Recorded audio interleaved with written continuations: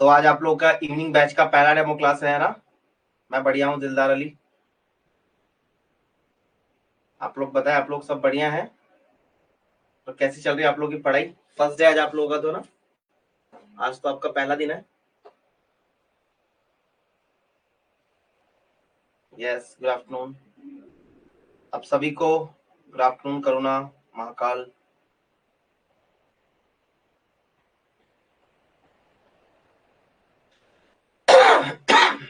Sorry. चलो बहुत बढ़िया। तो फटाफट ज्वाइन कर लें एक बार क्लास को, फिर स्टार्ट करते हैं आज का most important sessions, demo of paediatric nursing के बारे में आज हम लोग बात करेंगे। Good afternoon Payal, good afternoon Sudipta,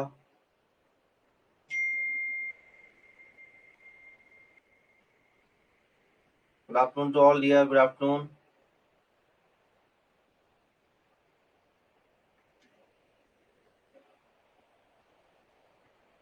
good afternoon, good afternoon.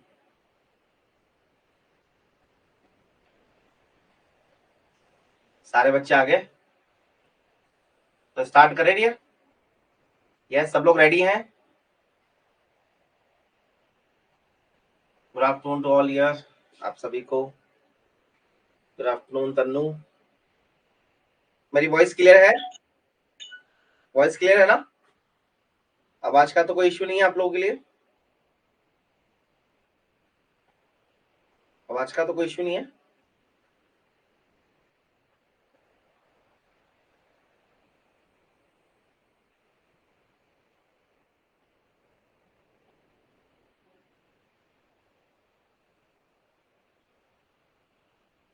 No issue.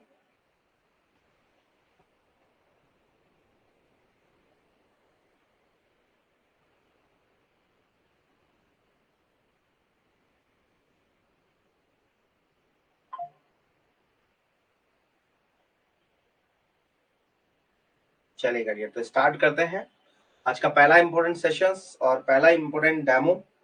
ये क्लास अप्रोक्सीमेट आप लोगों की 1.5 से 2 घंटे की रहेगी, यानी कि लगभग 5:30 बजे तक ये क्लास रहेगी डेमो की। देन उसके बाद में सेकंड डेमो रहेगा आप लोगों का एमएसएन का, जो अरुण सर लेंगे आपका। Good afternoon Rani Kumari, good afternoon dear. ठीक है, तो आज 2 डेमो है और कल 2 डेमो रहेंगे। तो उसके बाद में परसों से रेगुलर बैच हमारा स्टार्ट है 8 तारीख से। आज 6 हो गई, कल 6 और मतलब कल 7 था ना, 2 दिन डेमो फ्री रहेगा। उसके बाद में हम लोग स्टार्ट करेंगे। और देखिएगा, आपको मैं बता देना चाहता हूँ कि आप लोग अभी ज्वाइन किया आप लोगों ने सभी ने, तो हाँ बिल्कुल 2025 के अंदर इस साल बहुत सारी बम्पर वैकेंसीज आने वाली है। इस 2025 के अंदर बहुत सारी बम्पर वैकेंसीज आने वाली है, आप मानोगे नहीं, लेकिन 25,000+ वैकेंसीज आएगी। 25,000 से ज्यादा वैकेंसीज आने के इस बार बहुत ज्यादा चांस है कि 2025 के अंदर बहुत वैकेंसीज आने वाली है। जैसे कि अभी रिसेंटली अगर किसी ने फॉर्म भरा है तो ईएसआईसी का फॉर्म चल रहा है, अब तो खैर बंद हो गए हो ना, 28 तारीख को उसका एग्जाम है फेब में। उसके बाद में आपका सीआरई के द्वारा होगा ना। उसके बाद में नॉर्थ सेट है, जीएमसीएस है, पीजीआई है ना, आरएमएल लखनऊ है, आर क्या नाम है, सफदरजंग है, लेडी हार्डनिंग है, आरएमएल है, दिल्ली एम्स है। एम्स तो खैर ऑल ओवर नॉर्थ सेट के थ्रू लगता है, आप सभी को पता है एग्जाम है ना। तो इस साल लगभग 25,000+ वैकेंसीज आने वाली है। तो आप लोगों ने एकदम सही टाइम पे बैच को ज्वाइन किया है, क्योंकि दिसंबर तक आप लोग 25,000 वैकेंसीज में फॉर्म भरेंगे, मतलब लगभग 10 से 11 वैकेंसीज आएगी, है ना इस साल। तो अगर आप मरे से मरे, अगर मैं एक बात बताता हूँ, हर एक वैकेंसी के अंदर अगर आपका नॉर्मल से नॉर्मल 500 सीट भी आती है,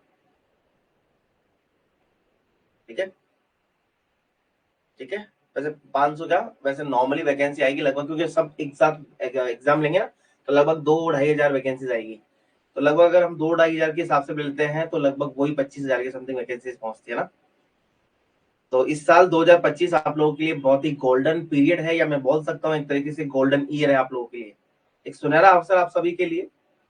आप इसको अपनी सफलता में भून सकते हैं, इसको कन्वर्ट कर सकते हैं। इसके लिए आपको अभी से मेहनत करनी पड़ेगी, ठीक है। कोचिंग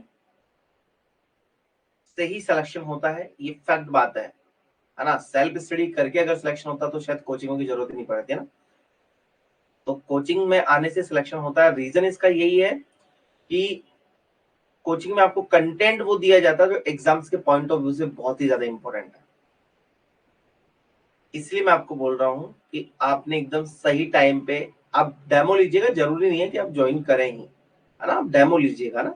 डेमो आपको पसंद आता है तो देखो, डेमो का मतलब है जो टीचर आज आपको पढ़ाएगा सेम ही टीचर आपको आगे पढ़ाएगा। ठीक है,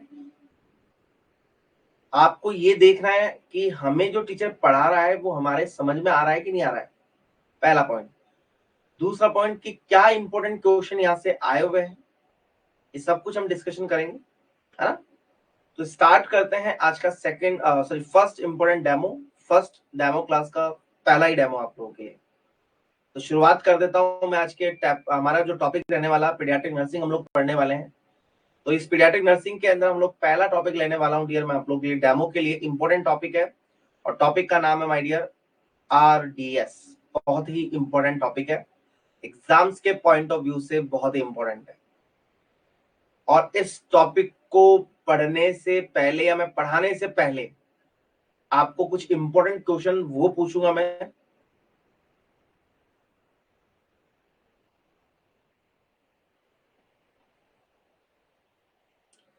रानी कुमारी जी, बिल्कुल आप एलिजिबल हो जाएंगे जब आपका रजिस्ट्रेशन नंबर आ जाएगा, तो आप एलिजिबल हैं, है ना। ऐसा नहीं कि इसी साल वैकेंसी आएगी अगले साल नहीं आएगी, वैकेंसी तो हर साल आती है। हर साल नर्सिंग का एकमात्र ऐसा फील्ड है पूरे इंडिया में, नर्सिंग फील्ड है जिसमें हर रोज आपको वैकेंसी देखने को मिलती है। हमें पता नहीं होता क्यों हम इतने अवेयर नहीं है। ये सारी चीजें हम आपको बताएंगे जब आप जुड़ेंगे ना ग्रुप के अंदर, तो आपको मिलेगी ये सारी चीजें। हम पढ़ाई के साथ साथ में अवेयरनेस करवाते हैं कि कहाँ वैकेंसी आई, कितनी सीटें हैं, क्या उसमें क्राइटेरिया मांगा उसने। ये सब कुछ डिटेल भी आपको कोचिंग के द्वारा ही मिलती है। आप पर्सनली अगर गेन करना चाहते हो तो नहीं मिलेगी, है ना। तो हमारे जो बंदे बैठे रहते हैं उनको पता होता है कि कहाँ वैकेंसी आएगी, वो 24 घंटे यही सर्च करते रहते हैं, है ना, कहाँ कहाँ वैकेंसी आने वाली है। तो वो सारी डिटेल आपको यहाँ से मिलेगी, प्लस स्टडी आपका मटेरियल मिलने वाला है, सब कुछ आपको मिलने वाला है यहाँ पे। अब आप आए हैं तो 6 महीने से 7 महीने आप लोग हमें दीजिए, 8वें महीने में आप अपना सिलेक्शन लेके जाइए। ठीक है, बस आप लोगों को जुड़े रहना है नर्सिंग एक्सपर्ट के साथ में। घर बैठ के आराम से पढ़िए, मतलब आराम से पढ़िएगा आप लोग। बहुत ही इजी है सिलेक्शन लेना नर्सिंग में। क्यों इजी है? क्योंकि बच्चे पढ़ने वाले बहुत कम होते हैं नर्सिंग के अंदर, ना। मोस्ट ऑफ द बच्चे जॉब, मतलब जॉब के चक्कर में बाहर निकल जाते हैं। नर्सिंग फील्ड छोटा सा फील्ड है। कुछ बच्चे तो मोस्ट ऑफ द प्राइवेट में लग जाते हैं, कुछ बच्चे अब्रोड चले जाते हैं, कुछ ही बच्चे होते हैं चुनिंदा जो क्रीम होते हैं ना, वो सिलेक्शन लेते हैं, वो गवर्नमेंट जॉब में जाते हैं। तो शायद वो सारे क्रीम आप लोग ही हैं। सुदीप्ता जी, आज पहला दिन है हमारा, तो मैं आपको आगे भी बताऊंगा किस तरीके से आपको फोकस करना है पूरे नॉर्थ से 2026 के लिए। तो उसकी शुरुआत आज से ही हम लोग करेंगे। देखिएगा, आपको अगर सिलेक्शन लेना है तो कसम खा लो कि मुझे 7 महीने 8 महीने नर्सिंग एक्सपर्ट के साथ में लगातार जुड़ना है, एक दिन भी मिस नहीं करना। और दो चीजें हमेशा याद रखना अगर सिलेक्शन चाहिए तो। मैं आज पहले दिन ही बोलूंगा, जिस दिन मेरी आखिरी क्लास होगी उस दिन में मैं आपको यही बात बोलूंगा। दो चीजें हमेशा बहुत ज्यादा जरूरी है अगर तुम्हें सिलेक्शन लेना है। पहला है डियर कंटिन्यूटी, मतलब लगातार जिस दिन तुम्हारी क्लास होती है ना, और क्लासेस रोज होती है, कोई आपको संडे का ऑफ जरूरी नहीं कि मिलेगा ही नहीं मिलेगा, 10 दिन 15 दिन में एक ऑफ तुम्हें मिल जाएगा। ठीक है, कंटिन्यूटी, रोज क्लास लेनी है, एक दिन भी स्किप नहीं करनी है। दूसरा है डियर रिवीजन, जो भी चीजें तुम्हें पढ़ाई जाती है उन सभी को बार बार आप लोग रिवाइज करेंगे। यही दो चीजें होती है जिनसे हमारा सिलेक्शन होता है। कैसे करना है, क्या करना है, ये आगे की क्लासेस के अंदर हम आपको बताएंगे। ठीक है, आज तो हमारा पहला ही दिन है, आज हमारा पहला ही दिन है, तो हम इसके बारे में डिस्कशन करेंगे जब हमारा डेमो, अभी तो डेमो चल रहा है, तो आप लोग में डेमो के लिए कुछ टॉपिक है हमारे लिए, ना, तो वो पढ़ते हैं। उसके बाद इनके बारे में बहुत सारे, मेरे को पता है आपके मन में बहुत सारी क्वेरीज होगी कि सर क्या करें, कैसे करें, था ये सब कुछ मिलेगा आपको, ना। ऐसा नहीं कि हम टॉपिक पढ़ा के जाएंगे, सब्जेक्ट कवर करवाएंगे, नहीं, बहुत कुछ आपको नया सीखने को मिलेगा। कैसे क्रैक करते हैं एग्जाम्स को, किस तरीके से आपको पढ़ना है, क्या तुम्हारे लिए सही है, कौन सी बुक्स को तुम्हें पढ़ना है, क्या तुम्हारे लिए राइट डिसीजन होने वाला है, कब तुम्हें स्टार्ट करना है, कितने क्वेश्चन पर डे के निकालने, किस तरीके से थ्योरी को कवर करना है, ये सब कुछ हम आपको बताएंगे। आज पहला दिन है ना, बिल्कुल। तो ये सब कुछ आपको मिलेगा, आप टेंशन मत लो, आप जुड़े हैं बिल्कुल डियर, ट्रस्ट के साथ में। और एक चीज और बता देता हूँ, मैं ये नहीं कह रहा कि मैं यहाँ पढ़ा रहा हूँ इसलिए बात बोल रहा हूँ, नर्सिंग एक्सपर्ट पढ़ा रहा हूँ इसलिए बोल रहा हूँ, नहीं। मैं हर जगह जाता हूँ तो मेरा एक ही बोलने का जो तरीका होता है वो एक ही होता है, और एक ही बात मैं हर जगह बोलता हूँ हर स्टूडेंट को, कि अगर नर्सिंग इतिहास में किसी भी कोचिंग ने अगर सबसे ज्यादा सिलेक्शन दिए है ना आज तक, तो वो नर्सिंग एक्सपर्ट्स है। क्या उठा के इतिहास देख लेना, सबसे ज्यादा सिलेक्शन आपके नर्सिंग एक्सपर्ट्स के हैं। तो कोचिंग तो आप एकदम सही जगह आए हो। ये नहीं बात बोल रहा कि मैं यहाँ पढ़ा रहा हूँ इसलिए बोल रहा हूँ, नहीं। ये आप लोग जब जाएंगे, आपके दोस्त वगैरह मिलेंगे, किसी के रेफरेंस अगर आप लोग यहाँ पे आए हैं तो आपको उनसे पूछना, आपको पता लग जाएगा, ठीक है। तो सही जगह सही हाथों में तुम लोग आ गए हो। बस अब तुम्हें सिर्फ दो चीजें जरूर रखनी है, कंटिन्यूटी और रिवीजन। इन दो चीजों पे फोकस करना है। कंटिन्यूटी का मतलब रोज क्लास अटेंड करनी है, रिवीजन का मतलब आपको जो भी पढ़ाया जाता है उसको रिवाइज करना है। उसके साथ में कितने क्वेश्चन डेली के करने हैं वो भी हम आपको बताएंगे, कहां से करने हैं, कौन सी बुक्स हमारे लिए बेस्ट है, सब कुछ मिलेगा आप लोगों को। बस अभी तो आप फोकस कीजिएगा आज के डेमो के लिए। आज का डेमो इंपॉर्टेंट होने वाला है, और आज का जो डेमो हम लोग पढ़ेंगे वो पीडियाट्रिक नर्सिंग के बारे में पढ़ेंगे। और पीडियाट्रिक नर्सिंग आप सभी को पता है कि वास्ट सब्जेक्ट है, बहुत बड़ा सब्जेक्ट है मेडिकल साइंस के लिए तो, लेकिन हमारे नर्सिंग फील्ड में जितना आता है उसी के बारे में हम डील करेंगे। आपने पीडियाट्रिक नर्सिंग पढ़ा होगा, आई थिंक थर्ड ईयर के अंदर बीएससी अगर आपने किया है, जेएनएम अगर आपने किया है तो आपने पढ़ा होगा डियर पीडियाट्रिक नर्सिंग। तो पीडियाट्रिक नर्सिंग पूरी साल पढ़ लिया तो भी कंप्लीट नहीं हुआ, लेकिन कोचिंग के अंदर ऐसा नहीं होता है ना। कोचिंग के अंदर पूरी पीडियाट्रिक जो पूरी साल तुम्हारी नहीं हुई ना, वो पूरी पीडियाट्रिक तुम्हें मात्र 15 दिन में पढ़ाई जाएगी।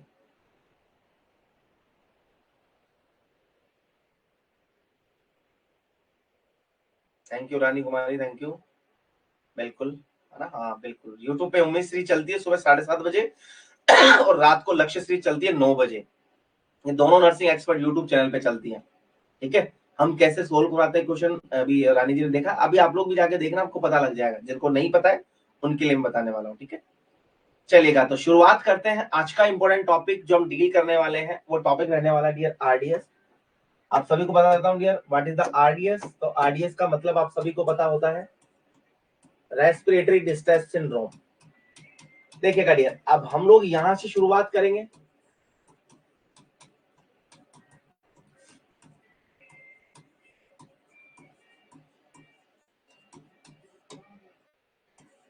आरडीएस, रेस्पिरेटरी डिस्ट्रेस सिंड्रोम, ठीक है। हम शुरुआत करेंगे डियर यहां से, तो बिल्कुल हम लोग बात करेंगे यहां से। यस, तो इस टॉपिक से बिल्कुल तनु आप लोग सही वक्त पे हैं, आपके पास प्रॉपर टाइम है अपने आप को सिलेक्शन लेने का, दोनों ही, ठीक है। तो आपके पास प्रॉपर टाइम है सिलेक्शन लेने का, है ना। अभी थर्ड ईयर में आप लोग कल को फाइनल ईयर में जाएंगे तो आपके पास एक प्रॉपर टाइम मिलेगा।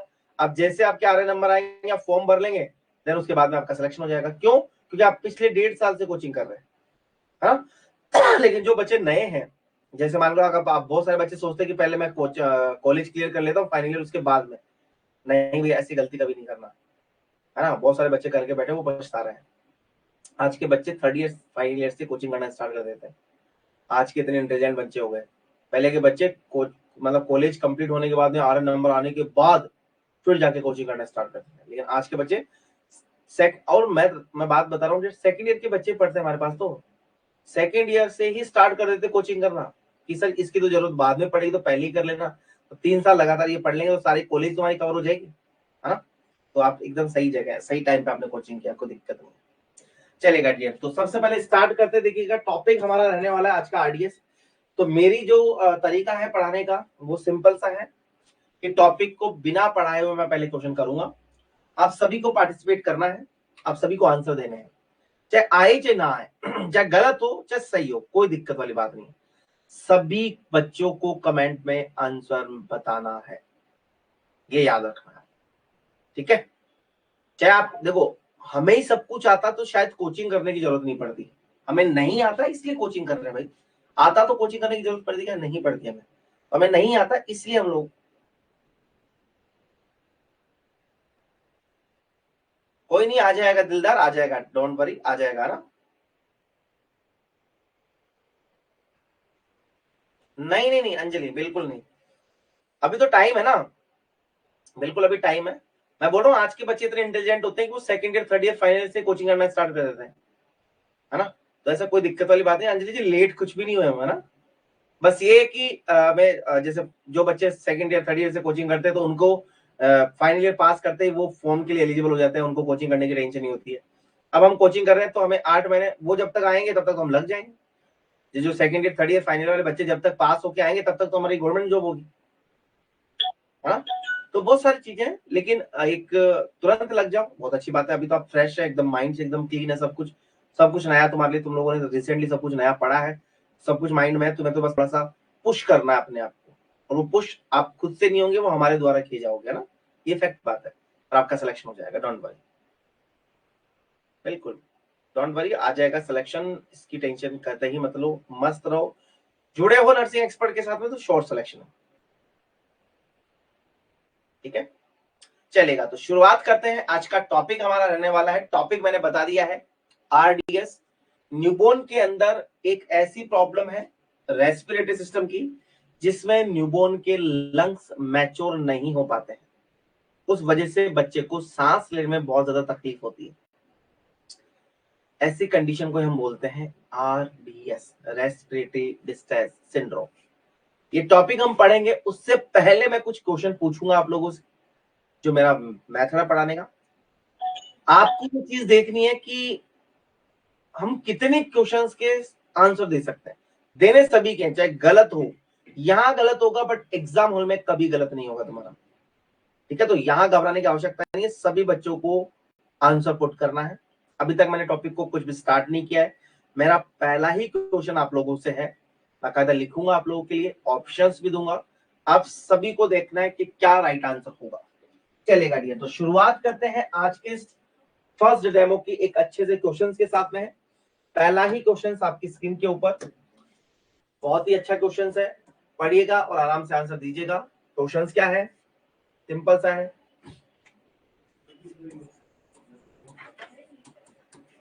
What is RDS? Question simple सा है कि आरडीएस क्या होता है, ठीक है।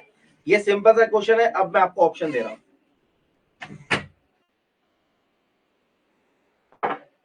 ठीक है। पहला ऑप्शन है dear,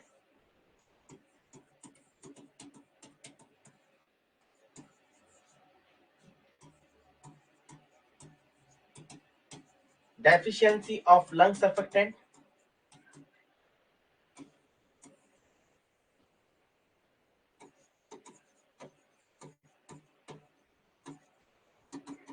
abnormality in 7th number chromosome,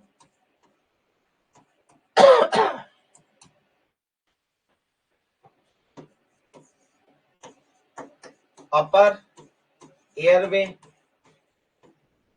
obstruction को आरडीएस बोलते हैं।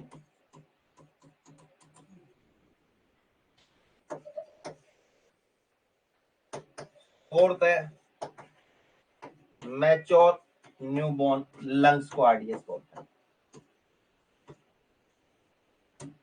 यस डियर, तो एक सिंपल सा क्वेश्चन है और इसके सिंपल सिंपल 4 ऑप्शंस है। आप सभी बच्चों को आंसर पुट करना है, ऑप्शन ए होगा, बी होगा, सी होगा या डी होगा, ठीक है। तो आप सभी बच्चों को क्वेश्चंस का आंसर पुट करना है, घबराने की कोई भी आवश्यकता नहीं है। ये मत सोचना कि हमारा क्वेश्चन गलत हो जाएगा,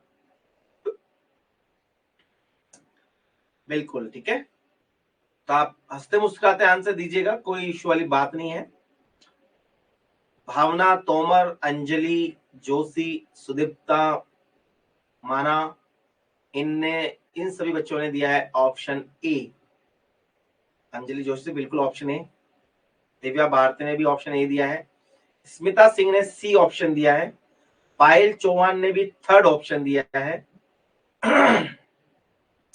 करुणा महाकाल ने ए ऑप्शन दिया है। रानी कुमारी ने ए दिया है। तन्नू ने सी दिया है। बहुत बढ़िया, बहुत बढ़िया। देखो आप आंसर दोगे ना डियर, इनके आंसर मैं नहीं बताऊंगा, आप घबराओ मत कि मैं बताने वाला हूं, मैं भी नहीं बताऊंगा, इनके आंसर आप लोग ही बताओगे। बस वेट कीजिएगा 1 घंटा, आप खुद इस टॉपिक के आंसर दोगे, इतना मैं शॉर्टी के साथ कह सकता हूं। जयश्री मौर्य ने ऑप्शन थर्ड दिया है, बहुत बढ़िया। तो पहला क्वेश्चन है व्हाट इज द आरडीएस। तो 4 ऑप्शन है। लगभग लगभग मैं अगर एक assumptions लगाऊं तो लगभग लगभग ये मान के चलिएगा कि 50% बच्चों ने आंसर दिया है ऑप्शन ए और 50% बच्चों ने ही आंसर दिया है ऑप्शन सी। ना तो किसी ने बी बताया ना ही किसी ने डी बताया। ठीक है, तो इस तरीके से आप लोगों की स्कोरिंग हुई है। मेरा जो तरीका स्कोरिंग करने का वो अलग है। तो पहला क्वेश्चन आपके सामने है, लिखने जरूर है, क्वेश्चन लिखने भी है और ऑप्शंस भी लिखने हैं, ताकि अब जब मैं क्वेश्चन पूछूं तो आपको कोई दिक्कत ना हो कि टॉपिक से किस तरीके से क्वेश्चंस आते हैं। एक पर्टिकुलर एक टॉपिक पढ़ रहे हैं, उस टॉपिक से किस तरीके से क्वेश्चंस आते हैं ना एग्जाम्स में। और हाँ, एक और चीज बता देता हूँ, ये मैं वो क्वेश्चन पूछ रहा हूँ जो पिछले 10 साल से इस टॉपिक से आ रहे हैं, बार बार पूछे जा रहे हैं।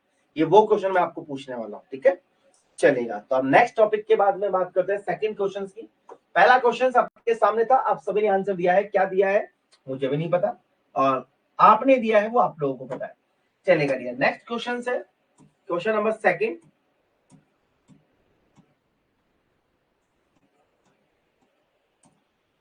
lungs surfactant present in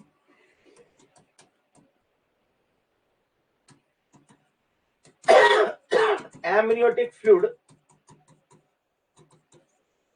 at which week of pregnancy?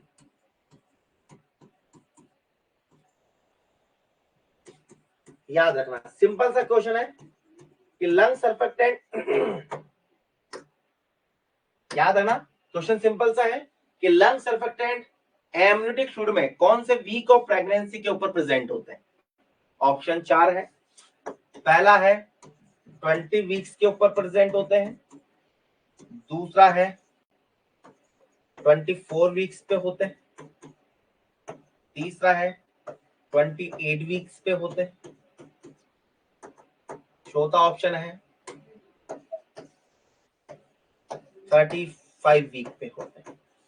Yes, 4 option है, चारों के आंसर देखो। मैंने बोला घबराने की आवश्यकता नहीं है, आराम से पढ़ेंगे हम लोग, हमें कोई जल्दी नहीं है, कोई जल्दबाजी नहीं है हमें सिलेबस को खींचने की। आराम से पढ़ेंगे, आज डेमो क्लास है। टॉपिक को गौर से देखिएगा, टॉपिक मैं करवाऊंगा डियर आपको, तब आपके आगे खुलेगी कि वास्तव में ये आंसर होना चाहिए। चलेगा, फटाफट सब स्टूडेंट कमेंट्स में आंसर देंगे, फटाफट देंगे।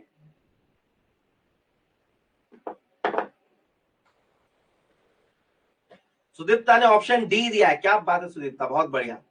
अरे जो भी आपको लगता है कि सर ये होना चाहिए वही बताओ, जो भी आपको लगता है वही बताओ।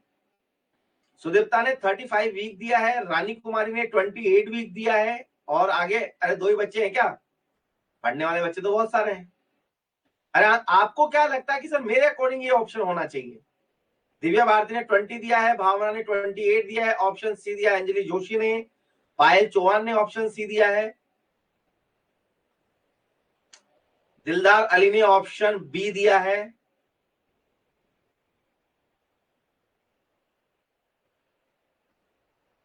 यस, फटाफट कमेंट करो, फटाफट है ना, इसलिए ढीले मत पड़ो ना। तनु ने सी दिया है। इतना लूज नहीं होना, क्वेश्चन को पढ़ना है और देखिएगा आंसर क्या देते हैं, यही देखना आप लोगों को। ठीक है, करुणा महाकाल ने सी दिया है, स्मिता सिंह ने बी दिया है,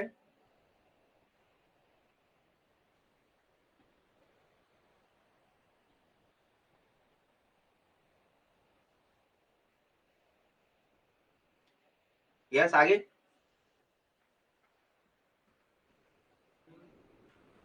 चलो अब देखो, मेरा जो अजम्पशन लगा है कि 10% बच्चों ने दिया है ए ऑप्शन, 20% बच्चों ने दिया है सी ऑप्शन और बी ऑप्शन, 50% बच्चों ने दिया है सी ऑप्शन, और 20% बच्चों ने दिया है डी ऑप्शन। डी भी दिया है बहुत सारे 35 वीक्स। तो इस तरीके से आप लोगों ने आंसर दिए हैं। ये परसेंटेज बताइए मैंने, हो सकता है आपका सही भी हो सकता है गलत भी। ठीक है, चलेगा डियर, नेक्स्ट क्वेश्चन की ओर चलते हैं। नेक्स्ट क्वेश्चन आपकी स्क्रीन के ऊपर। एटलीस्ट मैं आप लोगों को कम से कम 8-9 क्वेश्चन पूछूंगा जो एग्जाम में आए हुए हैं यहाँ से, 8-9 क्वेश्चन, देन उसके बाद मैं टॉपिक को डील करूंगा, देन टॉपिक पढ़ाऊंगा। ठीक है, पहले हम क्वेश्चंस के ऊपर चल रहे हैं, पहले तो हम क्वेश्चंस ही कर रहे हैं। और मैंने आपको बोला घबरा, अरे भैया कौन सा पैसा लग रहा है तुम्हारा भैया आंसर देने का, जवाब देने का? जवाब तो दो। तुम्हें लगता है कि ए सर ए, बी लग रहा बी दो, सी लग रहा सी दो, डी लग रहा तो डी दो। यहाँ गलत होगा, एग्जाम हॉल में कभी गलत नहीं होगा। तो फिर सिंपल सा है। इतना घबराओ क्यों रहे हो? यार मैं नहीं बताऊंगा, अगर बता दूंगा गलत हो गया तो इज्जत खराब हो जाएगी। ऐसा कुछ नहीं है, कोई इज्जत खराब नहीं होती हमारी, ठीक है? पढ़ने वाले स्टूडेंटों के लिए कोई इज्जत नहीं होती, ठीक है? चलेगा, नेक्स्ट क्वेश्चन से।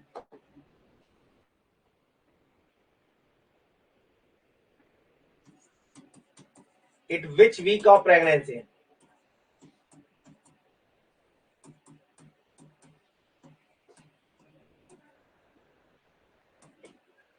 The lung surfactant ratio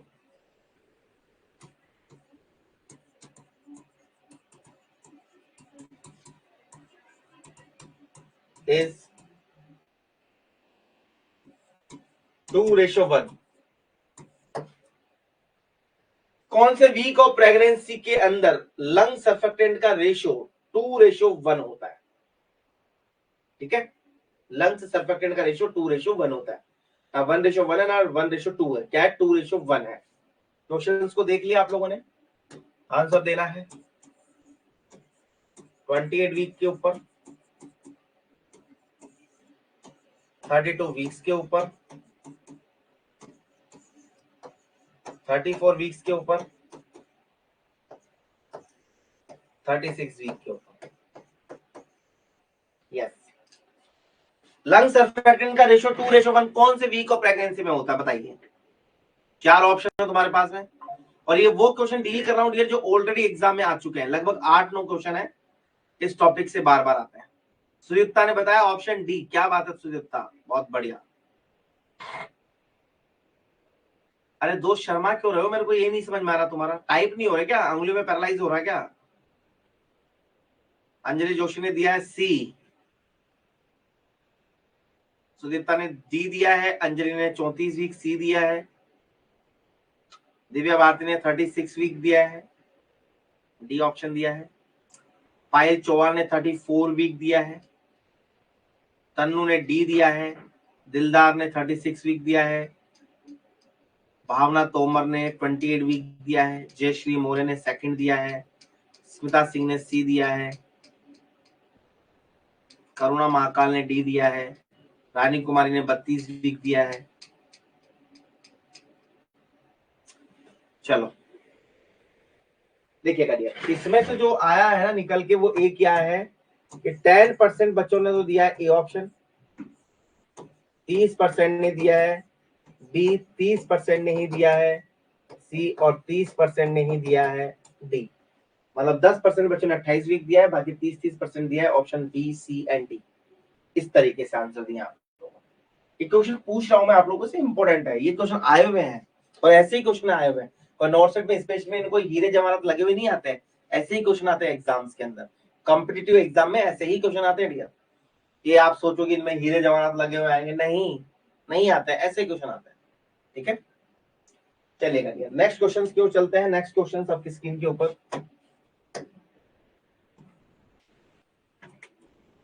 ठीक है? नेक्स्ट क्वेश्चन आपकी स्क्रीन के ऊपर है। इंपॉर्टेंट टॉपिक है, इंपॉर्टेंट क्वेश्चन है, आराम से सुनिएगा, कोई जल्दबाजी नहीं है, आराम से आंसर दो। गलत होगा कोई बात नहीं, सही हम करवाने की गारंटी रखते हैं, हम करवाएंगे आपका सही, ठीक है?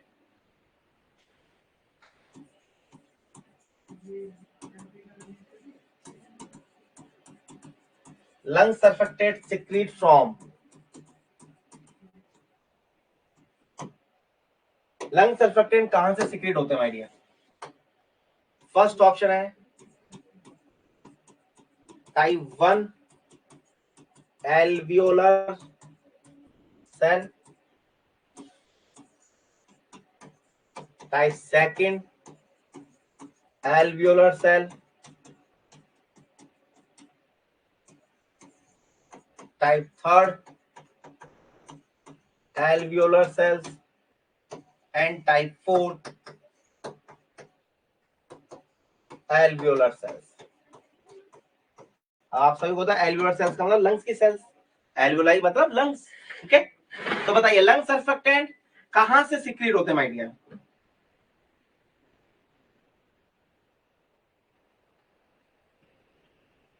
टाइप फर्स्ट, सुदीप्ता ने ए ऑप्शन दिया, क्या बात है सुदीप्ता, बहुत बढ़िया, बस तुरंत आंसर देती है सुदीप्ता कि सर ये होगा। चाहे बेशक गलत हो, कोई दिक्कत वाली बात नहीं, आंसर दो। मैंने बोला यहां गलत होगा बट एग्जाम हॉल में कभी गलत नहीं होगा।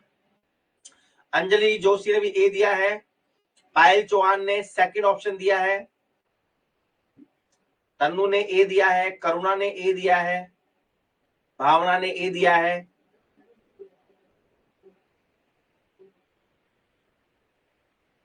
यस, और बोलो बोलो, अरे घबरा क्यों? रानी कुमारी ने बी दिया है, दिव्या भारती ने बी दिया है, दिलदार ने ऑप्शन ए दिया है, स्मिता सिंह ने ए दिया है।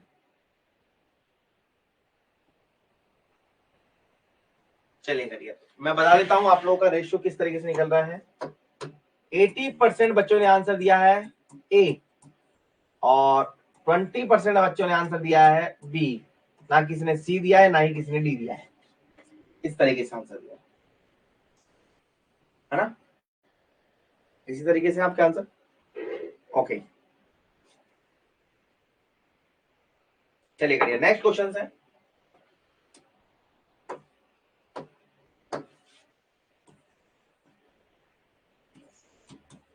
A newborn born with RDS, एक न्यूबॉर्न है जो RDS के साथ में बॉर्न हुआ है। The treatment of choice is, ऐसे बच्चे के अंदर ट्रीटमेंट ऑफ चॉइस क्या देंगे?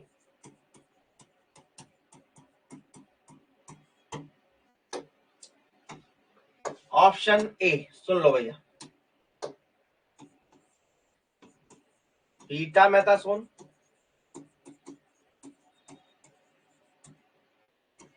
Option B dexamethasone,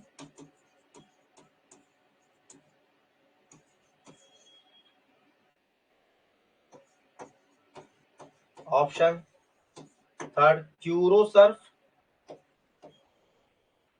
option fourth steroid therapy. Yes, क्या राइट आंसर होगा? भावना तोमर ने बी बताया है, सुदीप्ता ने बी बताया डेक्सा, भावना ने भी डेक्सा बताया। फटाफट बताओ भाई, फटाफट बताओ। अंजलि ने ए दिया है, फटाफट बता दो यार, इतना जल्दी मत करो, इतना मतलब लेट मत करो।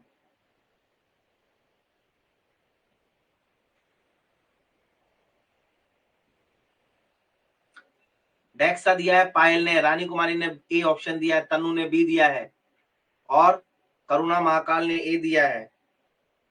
बताओ बताओ, शर्माओ मत, इतना इतना घबराओ मत। ऑप्शन ए है दिलदार Ali sir, option A, option A है सर। और आगे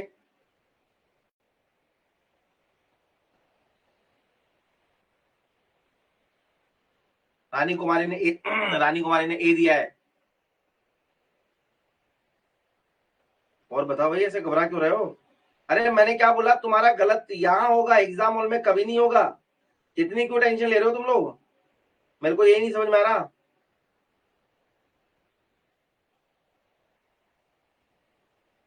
है।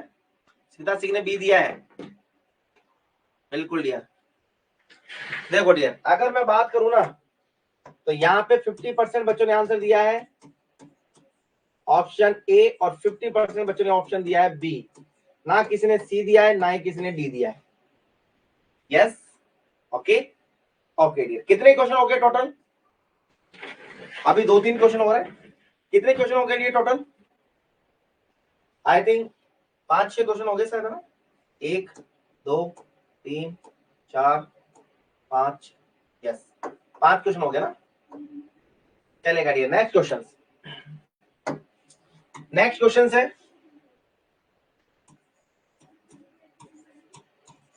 a newborn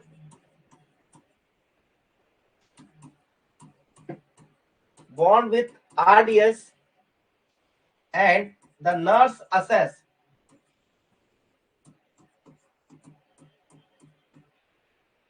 नर्स क्या देख रही है? न्यूबॉर्न बोर्न हुआ आरडीएस के साथ, तो नर्स क्या देख रही है? Abnormal dilatation. नर्स क्या देख रही है डियर? अबनॉर्मल डायलेटेशन हो रहा है उसकी नोस्ट्रिल का, abnormal dilatation of nostril during respiration. कि जब बच्चा सांस ले रहा है तब उस टाइम पे उसकी जो नोस्ट्रिल है माय डियर वो अबनॉर्मल तरीके से डायलेट हो रही है। तो बताइए इस कंडीशन को क्या बोलेंगे? This condition is known as. तो बताइए इस कंडीशन को किस नाम से जानते हैं? Is known as, is known as. ठीक है, यस। ऑप्शन ए है, इसको बोलते हैं डियर रिट्रैक्शन ऑफ चेस्ट, या इसको बोलेंगे डियर, सेकंड ऑप्शन है ग्रंटिंग, या थर्ड ऑप्शन है कॉर्नल अट्रेजिया, या फोर्थ ऑप्शन है नेजल फ्लेयर। बताइए डियर, चार ऑप्शन है। अच्छा क्वेश्चन है कि एक बच्चा है जो आरडीएस के साथ में बोर्न हुआ है, तो नर्स उसको देख रही है कि जब बच्चा सांस ले रहा है तो उसकी नोस्ट्रिल अबनॉर्मल डायलेट हो रही है। तो बताइए इस कंडीशन को किस नाम से जानेंगे? और डियर ये क्वेश्चन अभी तुम्हें हार्ड लग सकते हैं, बट जब तुम पढ़ लोगे ना तो बहुत इजी लगेंगे। सुदीप्ता और तनु ने डी दिया है, अंजलि जोशी ने बी दिया है, दिलदार अली ने ए दिया है, दिव्या भारती ने डी दिया है, रानी कुमारी ने डी दिया है, पायल चौहान ने डी दिया है, भावना तोमर ने बी दिया है, करुणा महाकाल ने डी दिया है। अरे तरीका सही लग रहा है क्या पढ़ाने का, ये बताओ आप तो। रानी कुमारी बिल्कुल डी ऑप्शन मान लिया आपका मैंने। अरे तरीका सही है पढ़ने से पहले क्वेश्चंस का, यस सर पहले पढ़ा दो फिर क्वेश्चन पूछो।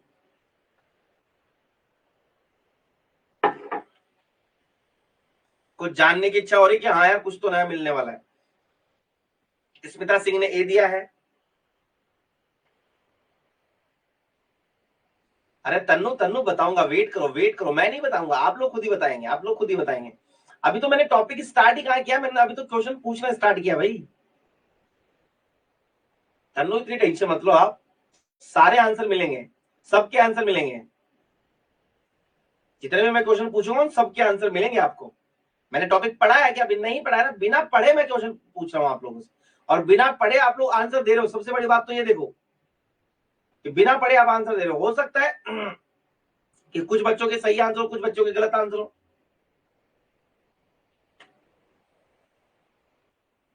हाँ ऐसे होता है, देखो पढ़ाई करने का तरीका यही होता है, ताकि पता तो लगेगा ना कि हम लोग कितने पानी में है भाई। ठीक है,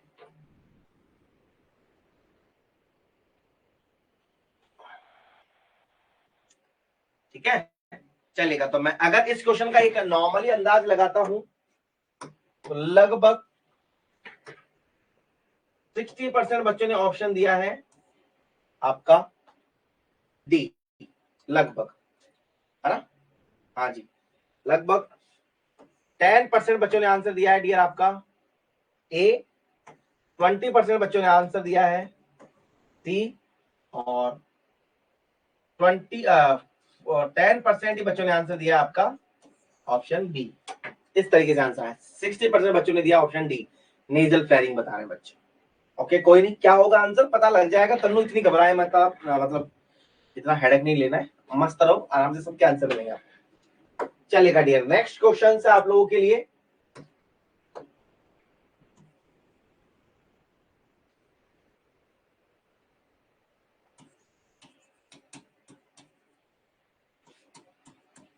Which test should be used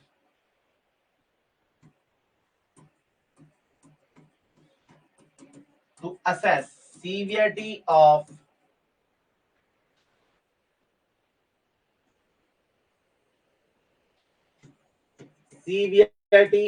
RDS? कौन सा टेस्ट हम लोग आरडीएस की सीवीटी को देखने के लिए यूज करते हैं? ऑप्शन 4 है आपके पास में। पहला है डियर अबगार स्कोर, दूसरा है न्यू बेलार्ड स्कोर, तीसरा है Braden score, Braden scale, fourth है Silverman Anderson score. Yes, बताइए कौन सा टेस्ट है जो हम लोग आरडीएस की सीवीटी को देखने के लिए करते हैं? ऑप्शन ए आ रहा है सुदीप्ता का, तन्नू का भी ऑप्शन ए आ रहा है। बहुत बढ़िया, क्या जबरदस्त जवाब दिया आप सभी ने। आंसर तो घबराओ मत यार, इतने सारे बच्चे क्लास देख रहे हो तुम लोग, आंसर आ रहे हैं सिर्फ 5-7 बच्चों के। भावना तोमर ने भी ए दिया है, दिलदार और ने भी ऑप्शन ए दिया है, पायल चौहान ने भी ए दिया है, अंजलि जोशी ने भी ए, रानी कुमारी ने ए, स्मिता ने और दिव्या ने डी दिया है। घबरा मत, करुणा आपके अकॉर्डिंग क्या आंसर होना चाहिए? करुणा आपके अकॉर्डिंग क्या आंसर होना चाहिए? करुणा महाकाल का ए ऑप्शन है। यस, चलो जिस तरीके से आप सभी ने जवाब दिया है उस तरीके से लगभग 90% बच्चों ने आंसर दिया है ऑप्शन ए। किसी ने भी बी नहीं दिया, किसी ने भी डी नहीं दिया, मात्र 10% बच्चों ने आंसर दिया ऑप्शन डी। ठीक है, बिल्कुल बिल्कुल, जो भी होगा आपको बता दिया जाएगा। आंसर की इतनी हेडेक ना लें आप, आंसर की इतनी टेंशन ना लें आप, ठीक है, जो भी होगा आपको बता दिया जाएगा।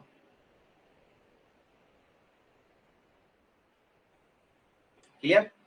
चलेगा डियर, तो 7 क्वेश्चन हो गए, एक लास्ट क्वेश्चन और पूछूंगा, उसके बाद में मैं टॉपिक पढ़ाना स्टार्ट करूंगा।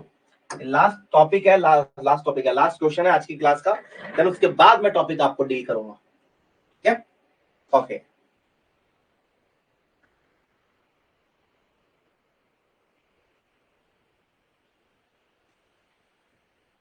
चलेगा dear, the doses of betamethasone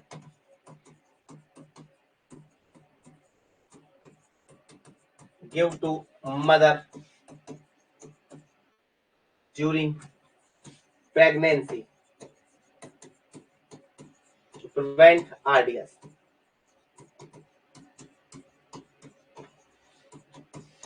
RDS को प्रिवेंट करने के लिए प्रेगनेंसी के अंदर मदर को बीटा मेथासोन की कितनी डोज दी जाती है?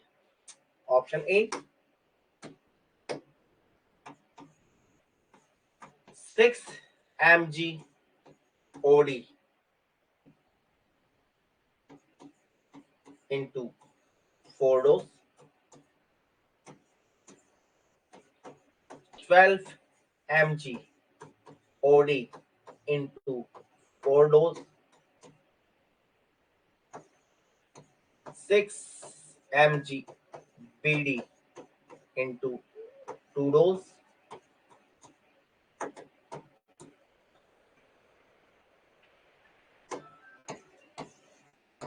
12 mg OD into 2 dose. Yes, बताइए। बिल्कुल मिलेगी तन्नू, क्यों टेंशन लेते हैं, बिल्कुल मिलेगी। क्या जा रहे हो क्या अभी आप, घर जा रहे हो क्या, क्लास देखनी नहीं है, हैं?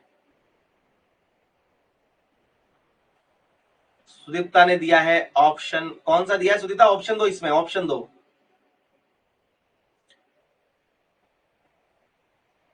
ऑप्शन ए दिया है आपने, ओडी। अरे सर यही हूं, ओके। सुदीप्ता ने ऑप्शन दिया है ए, अंजलि ने दिया है C, Sudipta A option, okay. Tannu ने बी दिया है, रानी कुमारी ने ए दिया है, सर ऑप्शन थर्ड सिंह ने सी दिया है,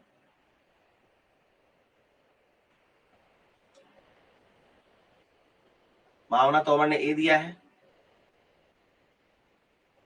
पायल चौहान ने बी दिया है, करुणा महाकाल ने सी दिया है। चलेगा डियर, बात करते हैं। तो लगभग 10%, सॉरी 10 क्या, 40% बच्चों ने आंसर दिया है ए, 20% बच्चों ने आंसर दिया है बी, 40% बच्चों ने आंसर दिया है सी, और डी किसी ने भी नहीं दिया। डी किसी ने भी नहीं दिया। ठीक है, तो ये थे डियर हमारे क्वेश्चन। टोटल 8 क्वेश्चन थे, और ये क्वेश्चन वो है जो एग्जाम में बार बार तुम लोगों से पूछे गए हैं। ठीक है, मतलब आप लोगों से पूछे गए हैं ये क्वेश्चन, और ये 8 क्वेश्चन है इस टॉपिक, पर्टिकुलर एक टॉपिक है, पूरी पीडियाट्रिक नहीं पढ़ा रहा, एक टॉपिक बता रहा हूं यहाँ पे ना। टॉपिक आप सभी को पता है, हम लोग पढ़ने वाले आरडीएस। RDS clear. तो ये थे क्वेश्चंस, आपने क्या आंसर दिए वो आप सभी को पता है, कितना कितना रेशियो है वो मैंने सामने लिख दिया है। अब मैं टॉपिक की शुरुआत करने जा रहा हूं, मैं टॉपिक पढ़ाने जा रहा हूं। अब दिल थाम के बैठना, क्योंकि टॉपिक बहुत ही इंटरेस्टिंग होने वाला है, और आपको विद रैशनल के साथ में बहुत कुछ नया सीखने को मिलेगा। अभी तक आपने आंसर क्या दिया था, कितने आपके सही है क्वेश्चन, कितने आपके क्वेश्चन गलत होंगे, ये इस टॉपिक को पढ़ने के बाद ऑटोमेटिकली तुम लोगों को पता लग जाएगा। ठीक है, तो ये थे हमारे इस टॉपिक के 8 मोस्ट इंपोर्टेंट क्वेश्चंस जो बार बार एग्जाम्स में रिपीट हो रहे हैं। तो ये 8 इंपोर्टेंट क्वेश्चंस थे जिनके बारे में मैंने आप लोगों से पूछा है। क्लियर। तो मैं टॉपिक की शुरुआत करता हूं डियर, और टॉपिक को पढ़ने से पहले मैं एक टॉपिक तुम्हारे लिए क्लियर कर देता हूं, और वो टॉपिक का क्लियर होना बहुत ही ज्यादा जरूरी है हमारे लिए। तो वो टॉपिक अगर हमें, मैंने बोला ना, अगर हमारा बेस क्लियर हो जाएगा तो हमारे कंसेप्ट को हिलाने वाला कोई नहीं है, हमारे कंसेप्ट उतने ही क्लियर होंगे। तो हमारा बेस क्लियर होना बहुत ज्यादा जरूरी है। तो उस बेस को क्लियर करने के लिए, उस जड़ तक पहुंचने के लिए हमें उसे जड़ को पकड़ना पड़ेगा, और वो जड़ इस टॉपिक की जो है वो आपने बार बार स्टार्टिंग के 2-3 क्वेश्चन देखे, और वो जड़ क्या है डियर, वो जड़ है हमारे लंग्स सर्फेक्टेंट। पहले शुरुआत यहीं से करते हैं, टॉपिक बाद में बात करेंगे। ये चीज समझ जाओगे, टॉपिक अपने आप ही समझ में आ जाएगा। ये चीज तुम समझ गए तो टॉपिक अपने आप ही समझ में आ जाएगा। गुड इवनिंग दिया, है ना, टॉपिक अपने आप समझ में आ जाएगा, टेंशन मत लो आप लोग। ये टॉपिक समझ लो, ये टॉपिक क्लियर कर लो, फिर उसके बाद में टॉपिक आप लोग का यूं क्लियर होगा कि आपको पता ही नहीं लगेगा। क्लियर चलेगा डियर। तो सबसे पहले बात करते हैं लंग सर्फेक्टेंट की। तो याद रखना लंग्स सर्फेक्टेंट क्या होते हैं माय डियर। तो लंग्स सर्फेक्टेंट एक प्रकार के केमिकल सबस्टांस होते हैं। क्या होते हैं माय डियर? लंग्स सर्फेक्टेंट एक प्रकार के केमिकल सबस्टांस होते हैं। केमिकल सबस्टांस होते हैं जो सिक्रीट होते हैं, कहां से, याद रखना इंपॉर्टेंट है, सिक्रीट फ्रॉम न्यूबॉर्न के लंग्स के अंदर पाए जाने वाली सेकंड एल्वियोलर सेल से। सुनना इंपॉर्टेंट टॉपिक, कहां से सिक्रीट होते हैं भैया? Type second alveolar cell of newborn lungs. याद रखना न्यूबॉर्न के लंग्स के अंदर 2 टाइप की सेल होती है, टाइप 1 टाइप 2। उनके अंदर से टाइप सेकंड एल्वुलर सेल से एक केमिकल सबस्टांस रिलीज होता है माय डियर, और उसी केमिकल सबस्टांस को क्या बोलते हैं? लंग्स सर्फेक्टेंट बोलते हैं। क्या बोलते हैं उसी को? Lungs surfactant. ये मदर के लंग्स से सिक्रीट नहीं हो रहा है, तो यहां पे ये भी लिख देता हूं, ड्यूरिंग इंट्रा यूट्राइन लाइफ, जब बच्चा मां के यूट्रस में होता है, जब बच्चा मां के यूट्रस में होगा, तो उस टाइम पे न्यूबॉर्न के लंग्स से, बच्चे के लंग्स से ही एक टाइप सेकंड सेल होती है, जहां से केमिकल सबस्टांस रिलीज होता है। उसी केमिकल सबस्टांस को क्या बोलते हैं? Lungs surfactant. अब बात करते हैं सर काम क्या करता है, यही तो इंपॉर्टेंट चीज है। तो इसका काम क्या होगा माय डियर? तो इस लंग्स सर्फेक्टेंट का काम होता है, इट प्रिवेंट कोलैप्स ऑफ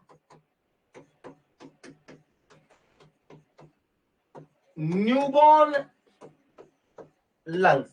कहने का मतलब सर, ये न्यूबॉर्न के लंग्स को कोलैप्स होने से बचाता है। कोलैप्स का मतलब सिकुड़ना। अरे हम सांस कब लेंगे, हमारे लंग्स काम कब करेंगे? जब हमारे लंग्स ओपन रहेंगे, एक्सपेंड रहेंगे, तभी तो आराम से सांस जाएगी, ऑक्सीजन जाएगी, ऑक्सीजन वापस ब्लड में आ जाएगी, और CO2 लंग से बाहर चली जाएगी। तो जब तक लंग्स हमारे ओपन रहते हैं, एक्सपेंड रहेंगे, तभी तो गैसेस का एक्सचेंज हो पाएगा। अब जब तुम्हारे लंग्स ही क्या है? सिकड़े हुए हैं, सिकुड़ चुके हैं तुम्हारे लंग्स, यानी कि आपकी एल्वोलाई क्या हो चुकी है, कोलैप्स, लंग्स कोलैप्स है। अगर लंग्स कोलैप्स होंगे तो बच्चे के अंदर गैसेस का एक्सचेंज नहीं हो पाएगा, ऑक्सीजन आएगी नहीं, CO2 बाहर जाएगी नहीं, समझ रहे हो। तो ये लंग सर्फेक्टेंट करते क्या है, तो सर इन लंग सर्फेक्टेंट का काम है कि न्यूबॉर्न के लंग्स को कोलैप्स होने से बचाना। क्या रखते हैं सर, खुले रखते हैं, ओपन रखते हैं, एक्सपेंड रखते हैं। ओपन रहेंगे, एक्सपेंड रहेंगे, इसका मतलब न्यूबॉर्न के लंग्स क्या हो जाएंगे भैया, मैच्योर। तो कुल मिला के न्यूबॉर्न के लंग्स को क्या करता भैया, मैच्योर करने में हेल्प करता है। और मैच्योर कब होंगे न्यूबॉर्न के लंग्स, सर जब उसकी एल्वोलाई कोलैप्स नहीं होगी, इस वजह से। तो अब देखिएगा यहां पे मैंने सिंपल सी चीज तुम्हें पढ़ाई है कि लंग सर्फेक्टेंट क्या है। तो सर लंग्स सर्फेक्टेंट एक प्रकार का केमिकल सबस्टांस होता है, और ये केमिकल कंपोनेंट जो है ये न्यूबॉर्न की लंग्स की टाइप सेकंड एल्वोलर सेल से सिक्रीट होता है। Important question. और काम क्या है इसका, तो सर न्यूबॉर्न के लंग्स को मैच्योर करना। कब होंगे मैच्योर, जब न्यूबॉर्न के लंग्स की एल्वोलाई कोलैप्स नहीं होगी। कोलैप्स नहीं होगी तो ओपन रहेंगे लंग्स, और ओपन लंग्स रहेंगे तो इससे न्यूबॉर्न के लंग्स क्या हो जाएंगे, मैच्योर। तो कुल मिला के बात सिंपल सी है दोस्तों कि लंग्स सर्फेक्टेंट का काम होता है न्यूबॉर्न के लंग्स को मैच्योर करना। क्लियर। अगर ये सिक्रेट नहीं होंगे तो क्या होगा सर, अगर इन लंग्स सर्फेक्टेंट की कमी हो जाएगी, डेफिशिएंसी हो जाएगी, तो सर न्यूबॉर्न के लंग्स इमैच्योर होंगे, और इमैच्योर लंग्स को ही हम RDS बोलते हैं। क्लियर। अरे यहां तक क्लियर है सभी को, yes, everyone getting my point, यहां तक क्लियर है ना आप सभी को। चलूं आगे,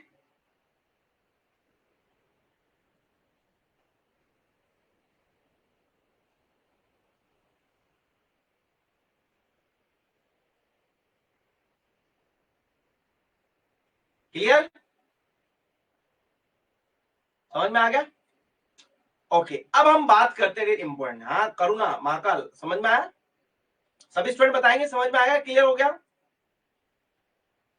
यस दिलदार, क्लियर, ओके ऑल क्लियर। ये छोटा सा टॉपिक जो मैंने स्टार्ट किया लंग सर्फेक्टेंट आपको समझ में आ जाएगा। ओके, अब हम बात करते हैं लंग सर्फेक्टेंट कब सिक्रीट होते हैं।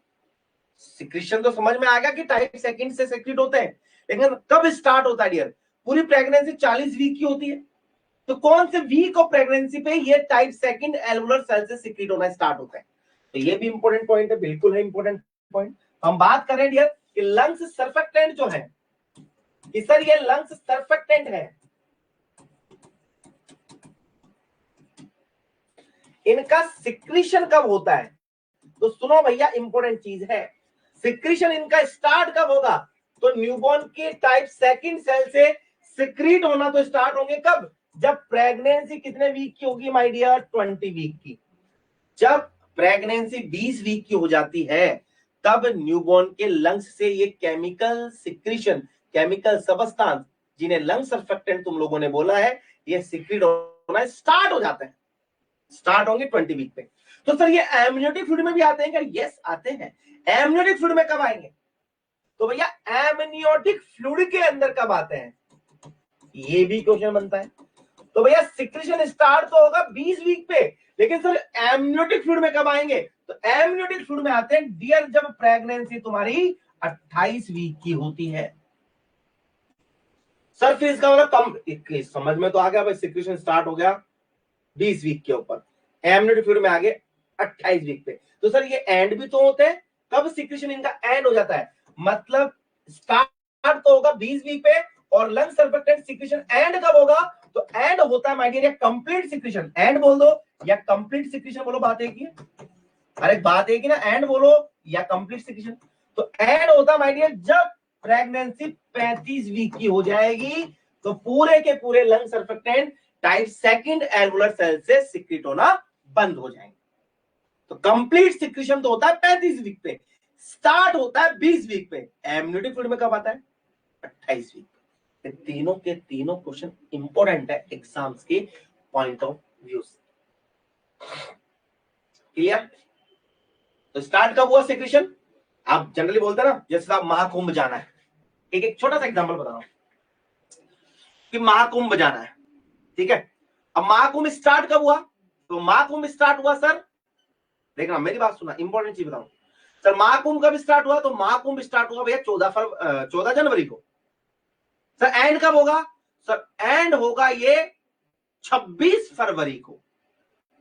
सर मौनी अमावस्या पे शाही स्नान कितनी तारीख को था? तो भैया मौनी अमावस्या पे शाही स्नान 29 जनवरी को था। तो क्वेश्चन तीनों अलग अलग है। स्टार्ट कब हुआ कुंभ? सर स्टार्ट हुआ था 14 फेब को, सॉरी 14 जैन को। महाकुंभ मौनी अमावस्या कब स्टार्ट हुआ? सर 29 जैन को। एंड कब होगा? सर 26 फेब को। तो सेम ही चीज है। स्टार्ट हुआ सिक्वेशन 20 वीक पे, रॉयल बाथ शाही स्नान कब हुआ, मतलब एम्नियोटिक फ्लूइड में कब आया? 28 वीक पे। कंप्लीट एंड कब हो गया कुंभ? कंप्लीट लंग सर्फेक्टेंस होना स्टार्ट, कंप्लीट हो गए 35 वीक। क्लियर? तीनों चीजें क्लियर? ओके, अब सुनना भैया, एक चीज बता देता हूं, वो क्या है वो भी सुन लो। हम कभी भी 28 वीक से पहले पता नहीं लगा पाते हैं कि बच्चे के लंग्स मैच्योर है या इमैच्योर। क्यों नहीं लगा पाते? क्योंकि हमें पता कब लगेगा कि लंग सर्फेक्टेंट सीक्रेट हो रहे हैं? तो हमें पता लगता है एमनियोटिक फ्लूइड के सैंपल लेने से। और एमनियोटिक फ्लूइड में आते कब? वो 28 वीक पे। इसका मतलब 28 वीक से पहले हम कभी भी पता नहीं लगा पाएंगे कि लंग सर्फेक्टेंट सीक्रेट हो रहे हैं या नहीं हो रहे हैं। हम पता लगाते हैं 28 वीक या उसके बाद ही, उससे पहले कभी भी पता नहीं लगा पाएंगे। क्यों? क्योंकि सर एमनियोटिक फ्लूइड में आते ही कब है? सर 28 वीक पे आता है। क्लियर? तो हमें आरडीएस का पता अगर लगाना है तो 28 वीक पे या उसके बाद ही लगा सकते हैं, उससे पहले कभी भी नहीं लगा सकते हैं। याद रखना, उससे पहले कभी भी हम लोग नहीं पता लगा सकते। क्लियर हो गया सभी को? ओके, अब हम बात करते हैं डियर इंपॉर्टेंट कि लंग सर्फेक्टेंट होते कितने हैं। तो माय डियर लंग्स सर्फेक्टेंट होते हैं, ये आपके एक एक क्वेश्चन सुन लेना। लंग सर्फेक्टेंट भैया दो टाइप के होते हैं। एक होता माय डियर लेसिथिन, नाम सुना होगा, और एक होता माय डियर स्पिंगोमाइलिन।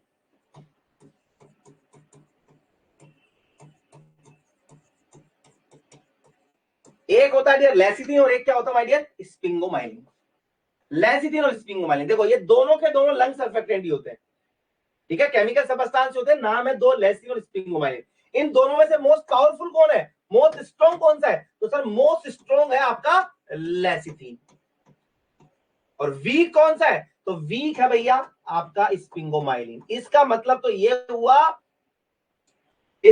तो सर ये हुआ अगर आपके एमनियोटिक फ्लूइड में स्पिंगोमाइलिन ज्यादा होता है और लेसिथिन कम होता है तो लंग्स मैच्योर नहीं होते। क्लियर?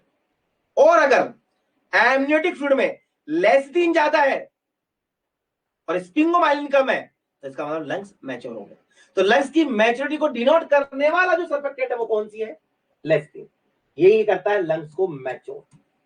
ये क्या करता है भैया? लंग्स को मैच्योर। और मैच्योर कब होगा? जब ये स्पिंगोमाइलिन से ज्यादा होगा, तब ये मैच्योर कर पाएगा। अगर लेसिथिन स्पिंगोमाइलिन से कम होता है तो कभी भी लंग्स मैच्योर नहीं होंगे। लंग्स मैच्योर कब होंगे? जब लेसिथिन का अमाउंट स्पिंगोमाइलिन से ज्यादा होता है, तभी लंग्स मैच्योर होंगे। क्लियर? तो इनका रेशियो कितना होता है सर? कब ज्यादा होगा, कब बराबर, सब बता रहा हूं। देखो भैया इन दोनों के रेशियो को बोलते हैं एलएस रेशियो। क्या बोलते हैं भैया? LS ratio. एलएस का मतलब लेसिथिन और स्पिंगोमाइलिन रेशियो। रेशियो को हम लोग दो बिंदुओं से डिनोट करते हैं। ये रेशियो तो है, ये रेशियो तो है। रेशियो को दो बिंदु से डिनोट करते हैं। अब हमें पता कब लग रहा है सर? 28 वीक पे पता लग रहा है। तो जब प्रेगनेंसी 28 वीक पे होती है तो एमनियोटिक फ्लूइड में प्रेजेंट होते हैं, बिल्कुल। तो 28 वीक की प्रेगनेंसी के ऊपर एमनियोटिक फ्लूइड में इन दोनों का रेशियो होता है माय डियर 1:2। कितना होता माय डियर? 1:2। इसका मतलब सर लेसिथिन कम है, स्पिंगोमाइलिन ज्यादा है। इसका मतलब एमनियोटिक फ्लूइड में लंग सर्फेक्टेंट प्रेजेंट तो है बट अभी तक लंग्स मैच्योर नहीं है। कैसे? इमैच्योर है सर लंग्स। एमनियोटिक फ्लूइड में लंग सर्फेक्टेंट प्रेजेंट है बट कैसे है? Lungs immature. अगर 28 वीक पे किसी की डिलीवरी तो लंग मैच्योर मिलेंगे, नहीं सर इमेच्योर। क्यों? क्योंकि लेस दिन कम है, स्पिंगोमाइलिन ज्यादा है। जब प्रेगनेंसी तुम्हारी 32 वीक की हो जाएगी तो भैया ये दोनों के दोनों बराबर हो जाएंगे, 1:1, और 1:1 में होता है तो भी इंडिकेट करता है कि अभी तक भी लंग्स इमेच्योर है। क्यों? क्योंकि लेस दिन अब तक ज्यादा नहीं है, क्योंकि स्पिंगोमाइलिन बराबर है, तो अभी भी ये इंडिकेट कर रहा है कि ये लंग्स कैसे इमेच्योर। तो 32 वीक पे भी डिलीवरी होती है तो बताओ मुझे, लंग्स बच्चे के मैच्योर मिलते हैं? नहीं, इमेच्योर, क्योंकि रीजन यही है, एलएस रेशियो कितना होता है? 1:1। ठीक है। लेकिन जब प्रेगनेंसी तुम्हारी 37 वीक है उसके बाद की हो जाएगी, तो प्रेगनेंसी जब तुम्हारी 37 वीक की हो जाएगी उसके बाद हो जाएगी, तो इन दोनों का रेशियो हो जाता है 2:1। देखो इसको हम बोलते हैं 36 वीक, वैसे एग्जैक्टली 36 वीक होता है।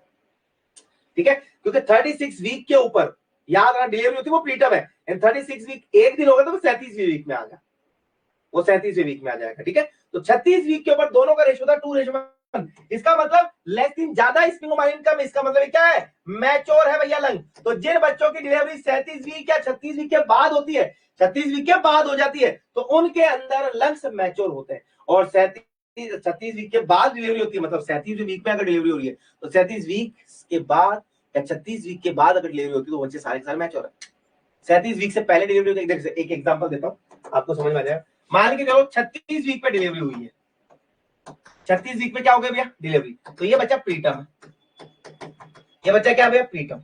लेकिन अगर 36 वीक के बाद हो रही है, मोर देन 37 वीक, 36 वीक, इसका मतलब ये तो मान के चलो 36 वीक और एक दिन हो गया, 36 वीक और एक दिन हो गया प्रेगनेंसी, तो भैया कौन सा वीक लग गया इसको? 37वां वीक ही तो लग गया। और 37वें वीक में बच्चा पैदा होता है तो कैसा होता है? मैच्योर ही तो होता है, टर्म ही तो होता है। तो यहाँ पे मैंने आपको एक चीज बताई है, तो बताओ जो बच्चे प्रीटर्म होंगे उनके लंग्स कैसे होंगे? बताओ, मैच्योर या इमेच्योर? बताइए। जो बच्चे प्रीटर्म होते हैं उनके लंग्स कैसे होंगे? तो सर प्रीटर्म बच्चों के लंग्स तो कैसे होंगे? इमेच्योर। कैसे होंगे my dear? Immature. Immature lungs होंगे। क्यों होंगे इमेच्योर लंग? क्योंकि सर एलएस रेशियो जो होगा वो लेस देन 2:1 से कम होगा। लेस देन स्पिंगोमाइलिन का रेशियो 2:1 से क्या होगा? कम होगा। इस वजह से प्रीटर्म के लंग्स इमेच्योर मिलते हैं, कभी भी मैच्योर नहीं मिलते।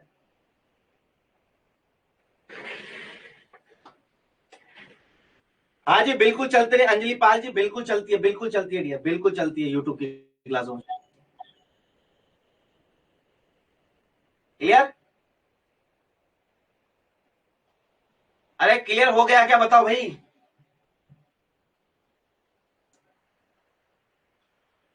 बताओ भाई, क्लियर हो गया क्या?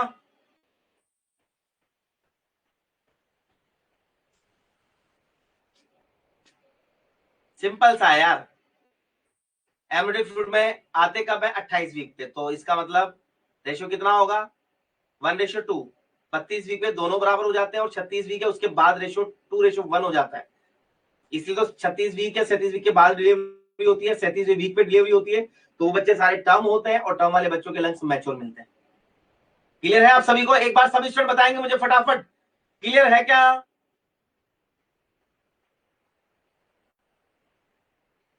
क्लियर हुआ क्या? Okay, got it. कितना समझ में आ रहा है? ईमानदारी से बताना, अब मुझे वर्ड्स में लिख के बताना कितना परसेंट समझ में आ रहा है तुम्हें। ईमानदारी से बताना, झूठ कोई नहीं बोलेगा, क्योंकि अब हमारा टॉपिक एंड होने के कगार पे, यही तो चीज थी जो हमारे कंसेप्ट बिल्डअप करवाती है। सीधी सी बात है, लंग सर्फेक्टेंट क्या होते हैं भैया? केमिकल सबस्टांस होते हैं जो टाइप सेकंड एलुलर सेल से सीक्रेट होते हैं। कब स्टार्ट होते हैं? 20 वीक पे। एमनियोटिक फ्लूइड में कब आते हैं सर? 28 वीक पे। कंप्लीट सीक्रेशन कब हो जाता है सर? 35 वीक पे। सर कितने होते हैं लंग सर्फेक्टेंट? 2 होते हैं। क्या काम करते हैं? मैच्योर करते हैं लंग्स को, है ना? कितने होते हैं? 2 होते हैं। ठीक है, लेस्टिन और स्पिंगोमाइलिन। लंग्स मैच्योर कब होंगे सर? जब लेस्टिन ज्यादा होगा तभी होंगे। तो एमनियोटिक फ्लूइड में 28 वीक पे कितना रेशियो होता है दोनों का? 1:2। दोनों वीक पे बराबर हो जाते हैं। 32 वीक पे 1:1। लेकिन जैसे 36 वीक है उससे आगे होगा, 37वां वीक लगेगा, तो बच्चे के लंग्स मैच्योर मिलते हैं, क्योंकि उसमें लंग सर्फेक्टेंट का रेशियो कितना होता है? मोर देन 2:1 होता है। ये छोटी छोटी चीजें तो बताइए, 5-7 टॉपिक तो तुम्हें याद रखना है। 100% नया मिला है। ओके, बहुत बढ़िया। बताओ भाई, लिख के बताओ। तनु, सुदीप्ता, ये सारे, भावना, करुणा, रानी, सब बताओ भाई। देखो अभी वर्बली तुम मेरे पास सामने फिजिकली होते हैं अभी, तो मैं तुमसे आवाज करके हाँ भाई बताओ, यस सर, नो सर, कितना? हाँ यस।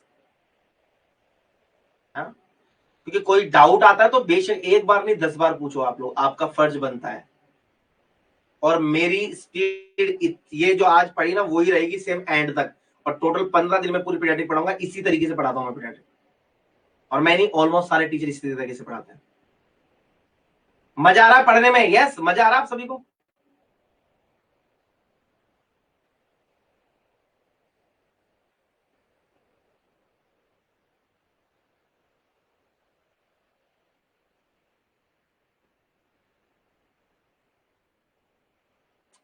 चलेगा ठीक है। अब मुझे बताइए, अब इधर देखो, सपोज करो, सपोज कीजिएगा अगर किसी बच्चे के अंदर डेफिशिएंसी हो जाए, मान के चलेगा डेफिशिएंसी हो जाए लंग्स सर्फेक्टेंट की।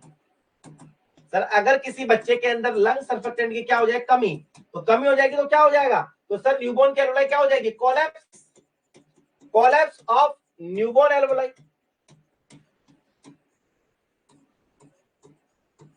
न्यूबॉर्न के लंग्स क्या हो जाएंगे भैया? कोलैप्स हो जाएंगे। और न्यूबॉर्न के लंग्स कोलैप्स होंगे तो भैया मैच्योर होंगे कि इमैच्योर? सर इमैच्योर मिलेंगे। फिर तो कैसे मिलेंगे न्यूबॉर्न के लंग्स? इमैच्योर। और सर जब इमैच्योर लंग्स मिलेंगे तो ऐसे बच्चों के अंदर गैसेस का एक्सचेंज होगा क्या? नहीं हो पाएगा सर, इंपेयर्ड गैस एक्सचेंज। अरे बताओ, गैस का एक्सचेंज हो पाएगा क्या? नहीं हो पाएगा। और जब गैसेस का एक्सचेंज नहीं हो पाएगा तो बच्चे को सांस लेने में तकलीफ होगी। बिल्कुल सर, उसको रेस्पिरेटरी डिस्ट्रेस होगा। अरे होगा कि नहीं होगा? सर बिल्कुल उसको रेस्पिरेटरी डिस्ट्रेस देखने को मिलेगा। बिल्कुल देखने। और रेस्पिरेटरी डिस्ट्रेस होता है लंग सर्फेक्टेंट की कमी से, इसी को बोलते हैं रेस्पिरेटरी डिस्ट्रेस सिंड्रोम, आरडीएस। तो लंग सर्फेक्टेंट की वजह से होने वाली बीमारी जो बच्चों में होती है माय डियर, वही तुम्हारी आरडीएस कहलाती है। तो आरडीएस की सिंपल सी डेफिनेशन आपके सामने।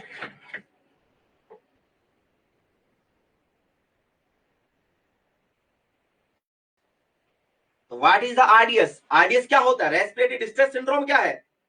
तो सर आरडीएस का मतलब है जिन बच्चों में लंग सर्फेक्टेंट की कमी होगी तो उन बच्चों के लंग्स इमेच्योर मिलेंगे। इमेच्योर मिलने की वजह से बच्चों की एल्वोलाई कोलैप्स होगी, और कोलैप्स होगी तो गैस का एक्सचेंज नहीं हो पाएगा, क्योंकि लंग्स सिकुड़े हुए मिलेंगे। इस तरीके से मुट्ठी बंद होगी ना, इस तरीके से लंग्स होंगे, एक्सपेंड नहीं होंगे, खुले हुए लंग्स नहीं होंगे, सिकुड़े हुए मिलेंगे।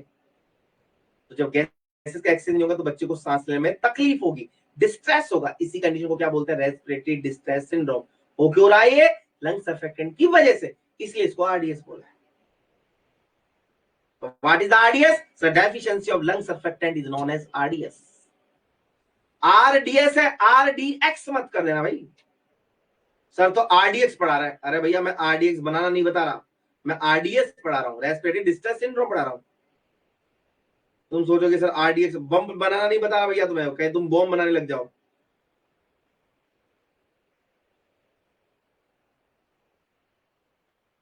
क्लियर?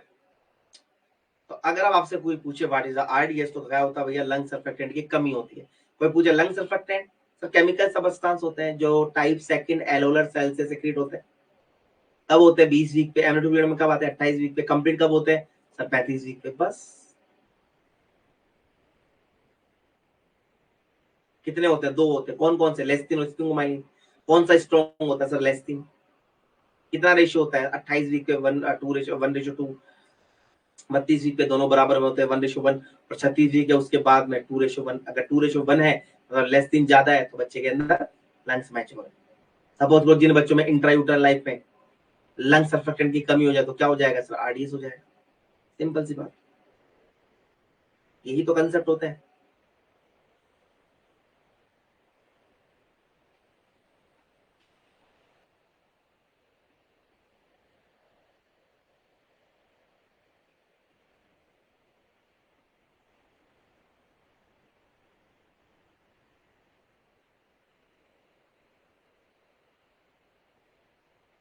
क्लियर?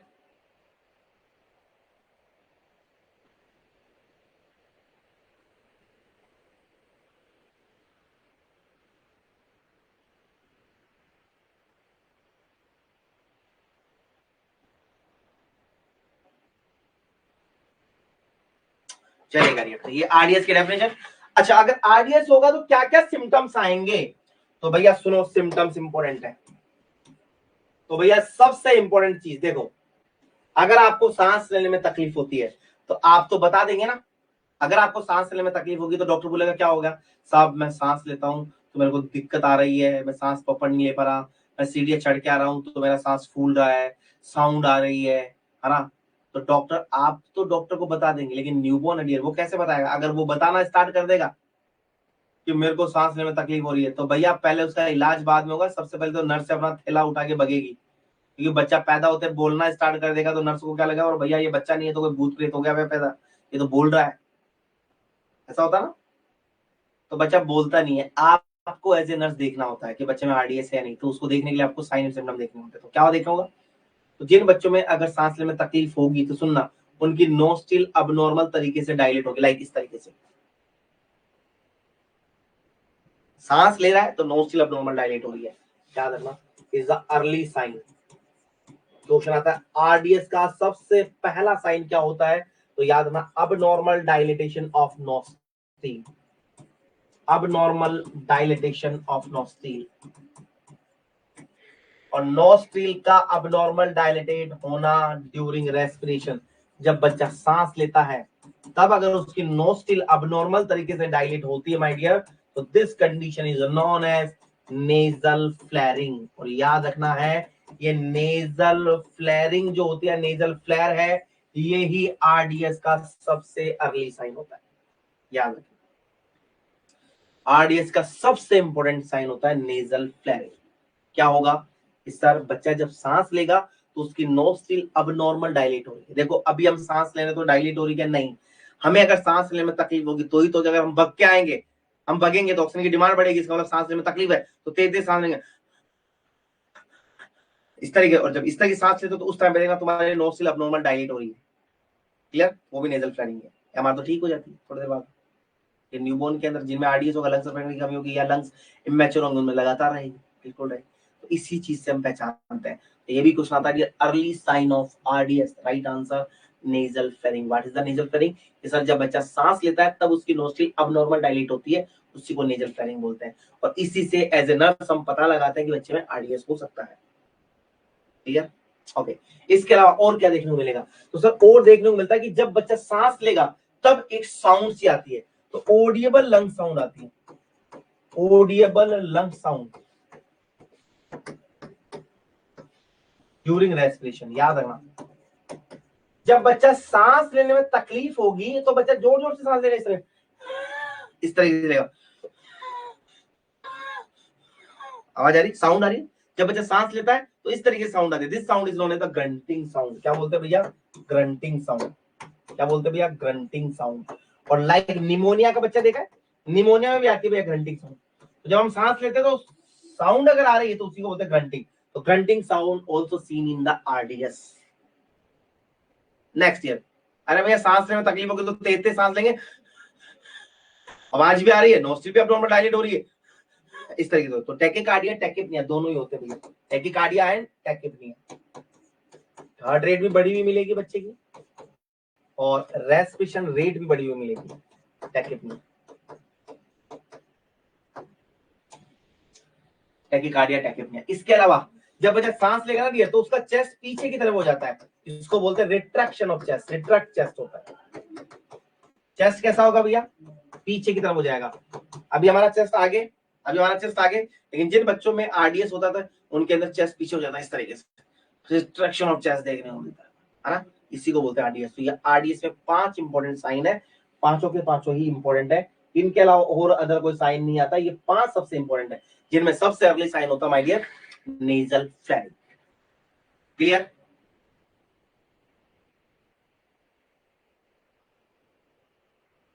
अरे क्लियर है ना?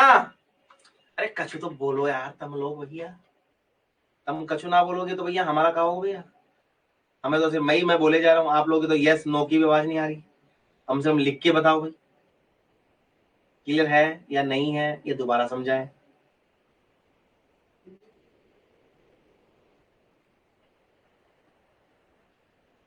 ऑल क्लियर ना? बिल्कुल बिल्कुल।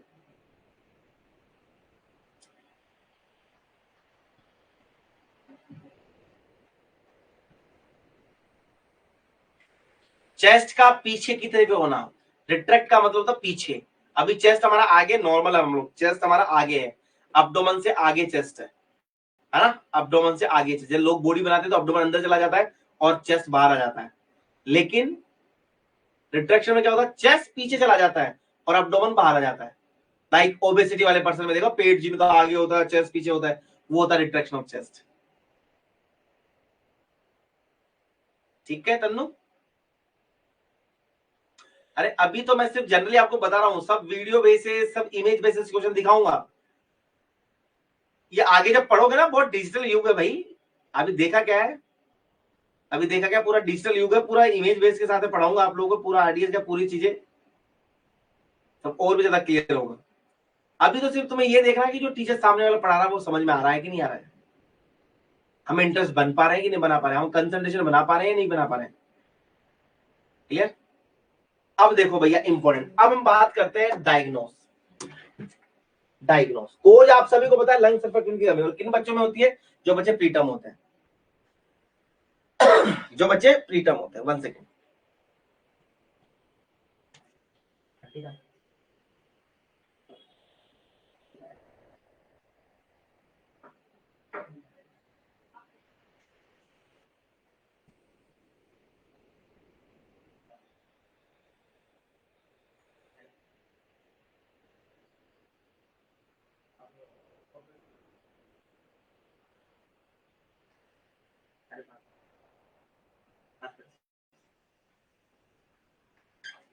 ठीक है, चलिए करिए। तो अब हम लोग बात करते हैं इंपॉर्टेंट, बिल्कुल बिल्कुल वही होता है भैया, वही होता है इंड्रोविंग चेस्ट, अंदर की तरफ होना चेस्ट का, इंड्रोविंग चेस्ट रिफ्लेक्शन ऑफ चेस्ट भी होता है। ठीक है, वही होता है रानी कुमारी, वही होता है। अभी पढ़ाऊंगा आगे, सारी इमेज के साथ दिखाऊंगा, इतना घबराओ मत, इतना पैनिक मत हो, सब इमेज के साथ दिखाऊंगा, घबराओ मत आता ना। यस, चलिए करिए, नेक्स्ट बात करते हैं डायग्नोस। तो भैया अब सुनो इंपॉर्टेंट चीज, क्या हम इंट्रा यूट्राइन लाइफ में भी पता लगा सकते हैं क्या? अरे छोटा सा क्यों, बिल्कुल लगा सकते हैं। याद ना, इंट्रा यूट्राइन लाइफ, IUL मतलब इंट्रा यूट्राइन लाइफ। तो सुनो भैया इंपॉर्टेंट चीज, इंट्रा यूट्राइन लाइफ शॉर्ट बोलते हैं IUL, इंट्रा यूट्राइन लाइफ। तो क्या हम लोग इंट्रा यूट्राइन लाइफ में भी RDS का पता लगा सकते हैं? तो कोई बोले तो क्या बोलेंगे, यस लगा सकते हैं। कैसे लगाएंगे? तो इंट्रा यूट्राइन लाइफ में हम RDS का पता लगाते हैं, assess to assess presence of RDS, कि बच्चे में RDS प्रेजेंट है या नहीं है। तो RDS की प्रेजेंस का पता लगाते हैं कि है या नहीं, सीवियरिटी का नहीं लगाते हैं। सीवियरिटी का मतलब, इसका मतलब होगा, कैसा होगा, माइल्ड है, मॉडरेट या सीवियर, तो सीवियरिटी। हम इंट्रा यूट्राइन लाइफ में तो ये पता लगाते हैं कि RDS है भी या नहीं है। जैसे कि हम लोग जनरली बात करते हैं, हम सबसे पहले डायग्नोस करते हैं, ब्लड सैंपल लेते हैं, तो हम ये पता लगाते हैं डिजीज है या नहीं है। अगर डिजीज है तो उसके बाद में ये डिजीज देखते हैं कि माइल्ड है, मॉडरेट या सीवियर है। वो बात का बात है, पहले तो हम ये पता लगाएंगे कि बच्चे में RDS प्रेजेंट है या नहीं है। तो क्या इसका पता लगा सकते हैं? तो बिल्कुल इंट्रा यूट्राइन लाइफ में ही इसका पता लगा सकते हैं। तो इंट्रा यूट्राइन लाइफ में RDS का प्रेजेंस का पता लगाया जाता है, ना कि सीवियरिटी ऑफ RDS का पता लगाया जाता है। इंट्रा यूट्राइन लाइफ में किसका पता लगाया जाता है भैया? RDS का पता लगाया जाता है। क्लियर? प्रेजेंट है या नहीं है। तो इंट्रा यूट्राइन लाइफ में RDS का पता लगाने के लिए हम लोग टेस्ट करते हैं माय डियर, और इस टेस्ट का नाम होता है my dear shake bubble test. Shake bubble test. देखो भैया शेक बबल टेस्ट में क्या होता है और पता किससे लगाएंगे? अभी मैंने बताया था, पता सिर्फ और सिर्फ एमनियोटिक फ्लूइड से लग सकता है, इसके अलावा कोई दूसरा ऑप्शन नहीं है। एमनियोटिक फ्लूइड से लग सकता है, क्योंकि एमनियोटिक फ्लूइड में आता ही कब, 28 वीक पे। तो 28 वीक से पहले तो कभी पता ही नहीं लगा पाएंगे।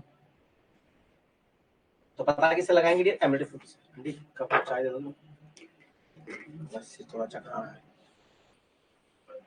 ठीक है, अभी जो बनाएंगे वैसे लगाएंगे, मैं इलायची लेके आती हूं। ठीक है, तो याद रखना इंपॉर्टेंट है ये चीज। तो अब इंट्रा यूट्राइन लाइफ में शेक बबल टेस्ट। अब शेक बबल टेस्ट में करते क्या है डियर? तो शेक बबल टेस्ट में सर सबसे पहले एक टेस्ट ट्यूब लेते हैं। क्या लेते हैं माय डियर? एक टेस्ट ट्यूब लेते हैं। बस टेस्ट ट्यूब में क्या करेंगे, तो सुनो भैया एक एक चीज। सबसे पहले तो सर हम लोग 0.5 ml एमनियोटिक फ्लूइड लेंगे। अब एमनियोटिक फ्लूइड कैसे लेंगे भैया? तो भैया एमनियोटिक से एमनियो सिंथेसिस करना पड़ता है, निडल से एमनियोटिक फ्लूइड को एस्पिरेट करना एमनियो सिंथेसिस कहलाता है।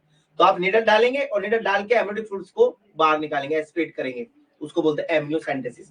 तो एम्नियोसेंटेसिस करके 0.5 ml तुम्हें क्या लेना है, एम्नियोटिक फ्लूइड, टेस्ट ट्यूब में डालना।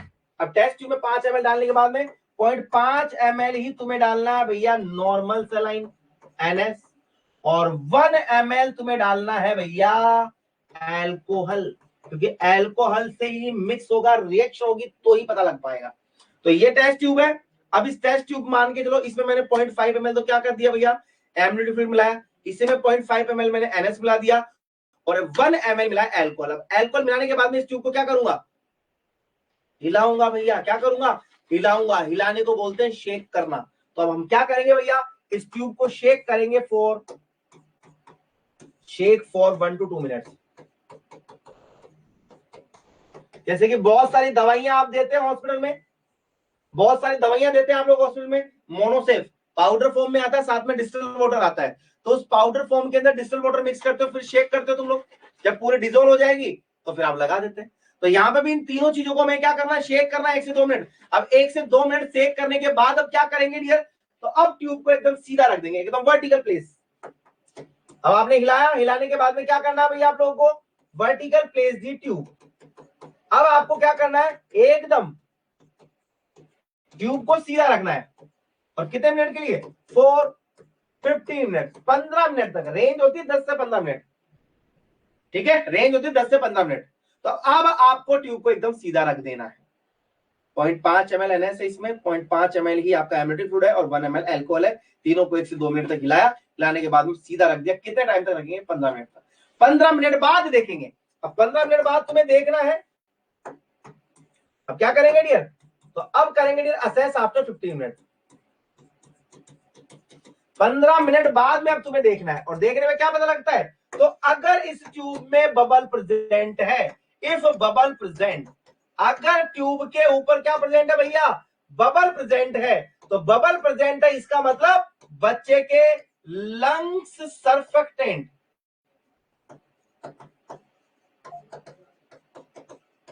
प्रेजेंट है एमनियोटिक फ्लूइड में।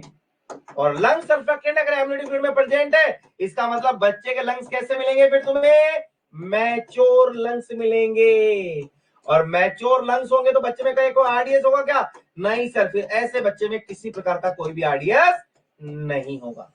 लेकिन अगर तुम्हें बबल्स नहीं मिले, इफ बबल एब्सेंट, अगर बबल्स तुम्हें उस ट्यूब में एब्सेंट मिलते हैं, तो इसका मतलब भैया लंग्स सर्फेक्टेंट एब्सेंट है एमनियोटिक फ्लूइड में, मतलब सिक्रीशन स्टार्ट ही नहीं हुआ है। तो ऐसी कंडीशन में बच्चे के लंग्स कैसे मिलेंगे, जब वो पैदा होगा तो सर वो इमैच्योर मिलेंगे लंग्स। और इमैच्योर लंग्स को क्या बोलेंगे, मतलब बच्चे में क्या है, आरडीएस है। तो this test is known as the shake bubble test, और ये इंट्रा यूट्राइन लाइफ में आरडीएस का पता लगा सकते हैं इससे। क्लियर, क्लियर है आप सभी को, बताओ।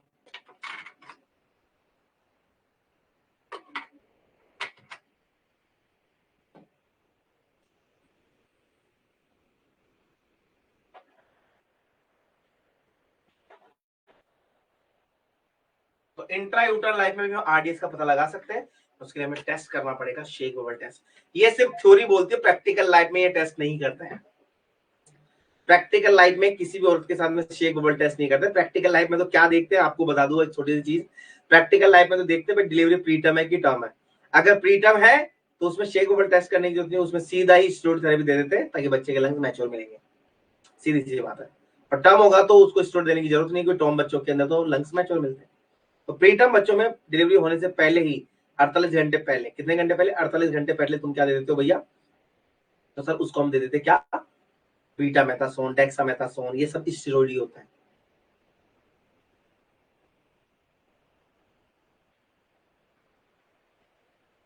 अब बात करते हैं एक्स्ट्रा यूट्राइन लाइफ में। सुनो भैया, इंपॉर्टेंट पॉइंट, कितना समझ में आ गया क्या, अरे बताओ भाई, हेलो बच्चों, समझ में आ गया क्या।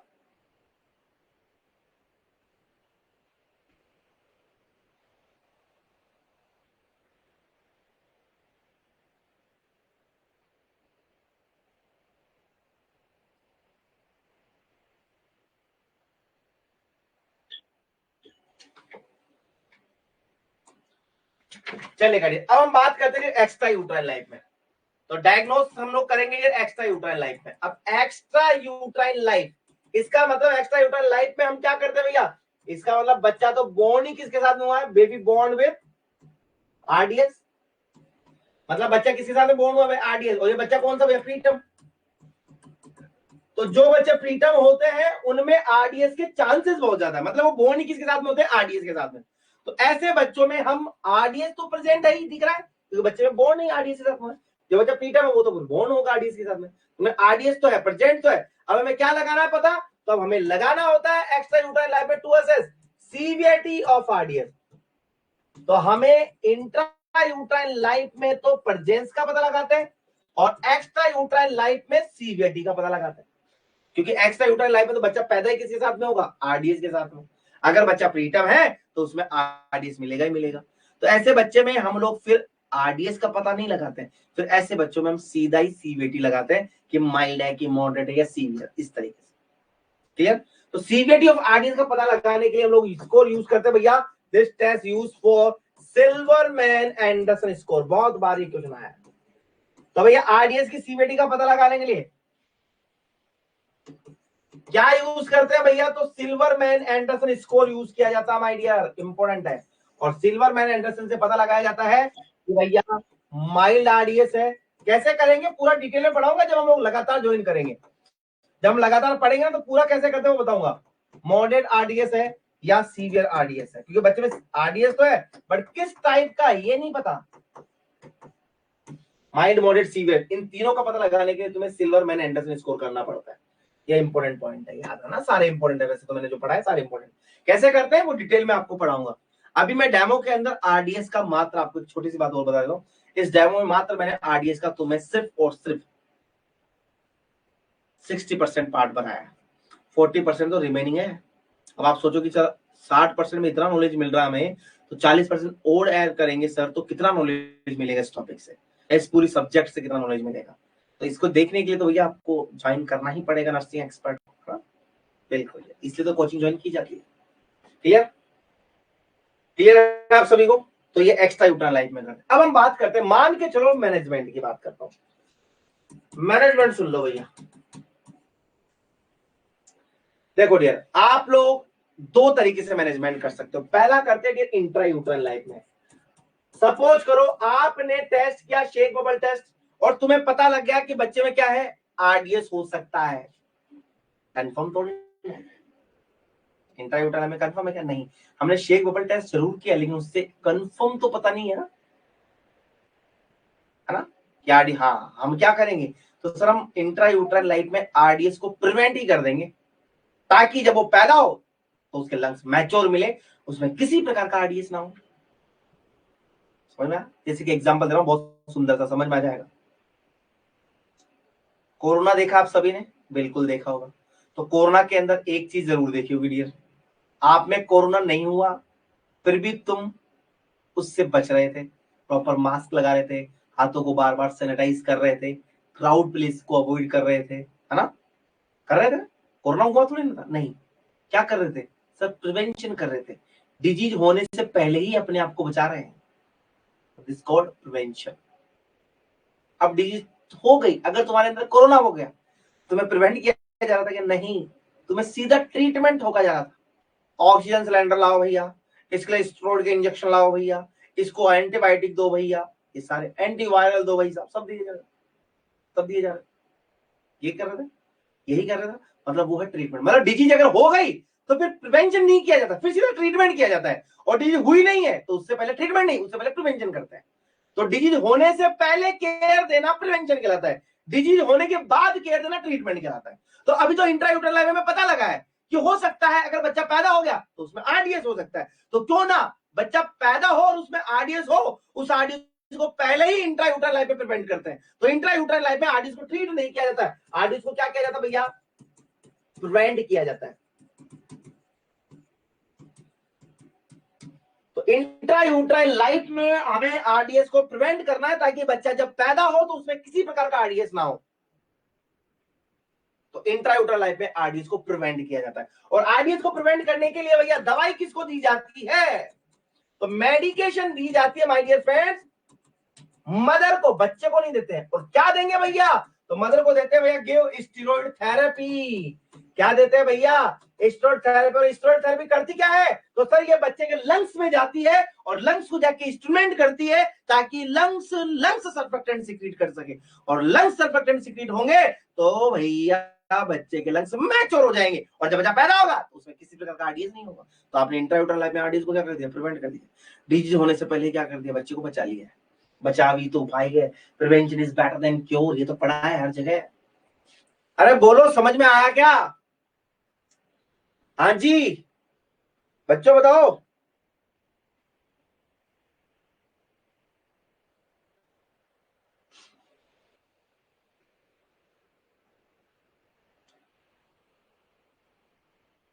अरे बोलो भाई, अरे जानलेवा नर्सों बता तो दो भैया।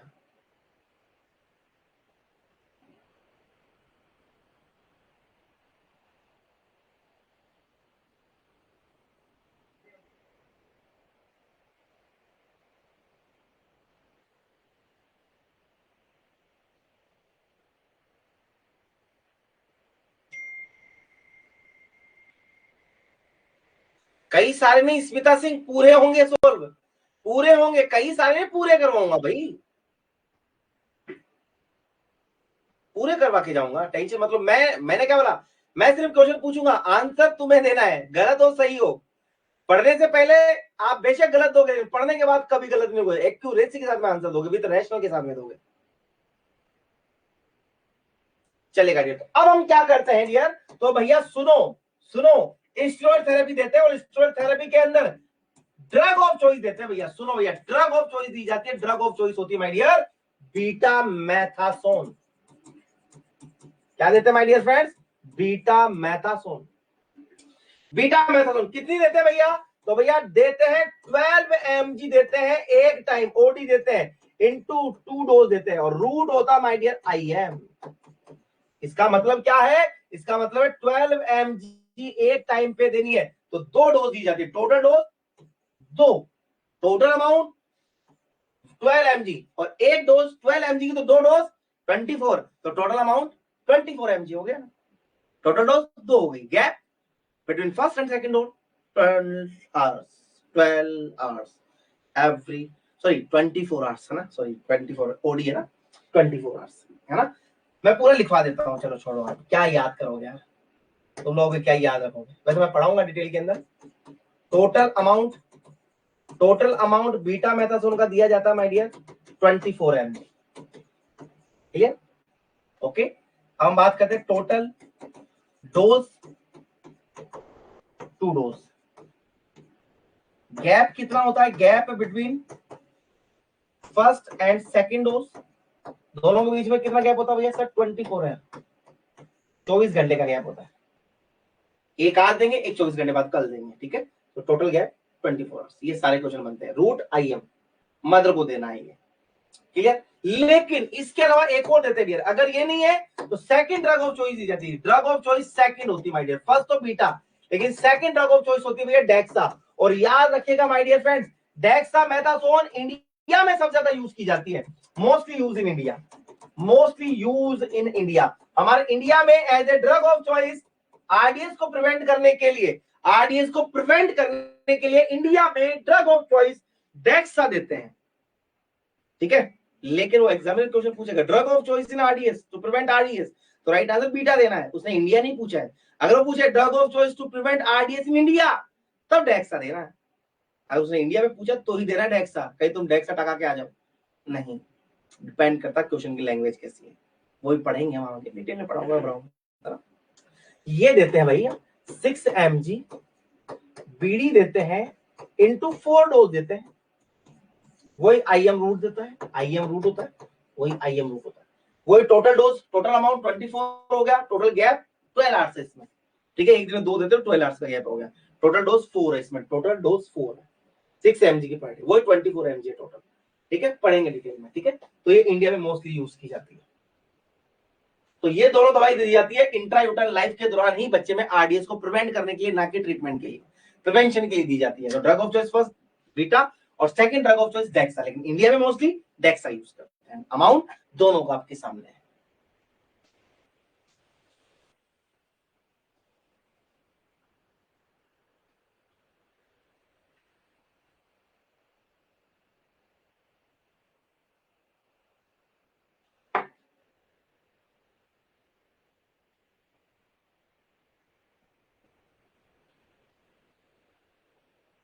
लिख लिया सभी ने?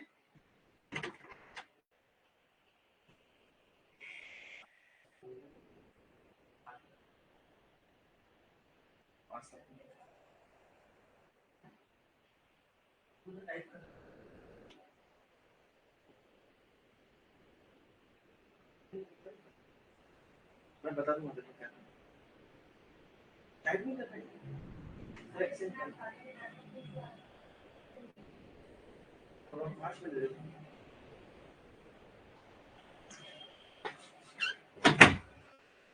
क्लियर है? ओके डियर, चलेगा, आगे चलते हैं हम लोग। अब देखो, सपोज करो अगर बच्चा बोर्न हुआ है, इधर देखना, एक्स्ट्रा यूट्राइन लाइफ की बात कर रहा हूं। अब एक्स्ट्रा यूट्राइन लाइफ में क्या होगा भैया?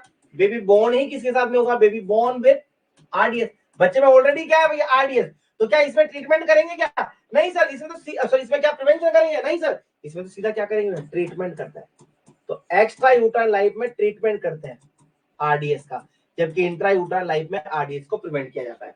प्रिवेंशन के लिए मदर को दवाई दी जाती है, जबकि ट्रीटमेंट के लिए दवाई दी जाएगी भैया बच्चे को, क्योंकि बच्चा एक्स्ट्रा यूट्राइन लाइफ में आ गया। अब बच्चा आपके सामने, अब बच्चा क्या दिया? आपके सामने है।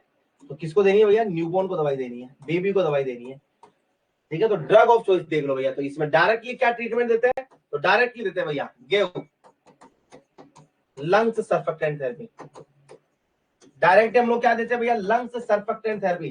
अरे भैया जिस चीज की कमी है वही दे दो, ये लंग्स को जाके मैच्योर कर देगी। तो एग्जांपल में क्या देते हैं भैया? क्यूरोसर्व।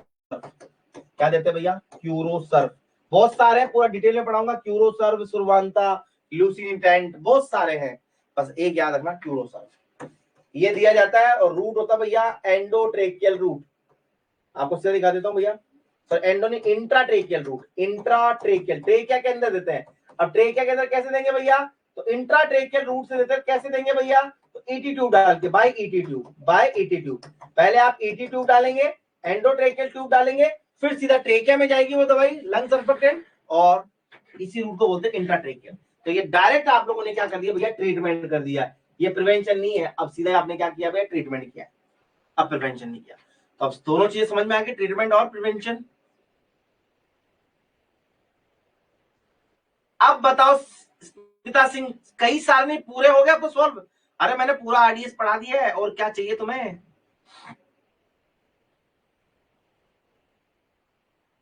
ये है डियर तुम्हारा आरडीएस, और इस आरडीएस का सिर्फ 60% हिस्सा मैंने तुम्हें पढ़ाया है।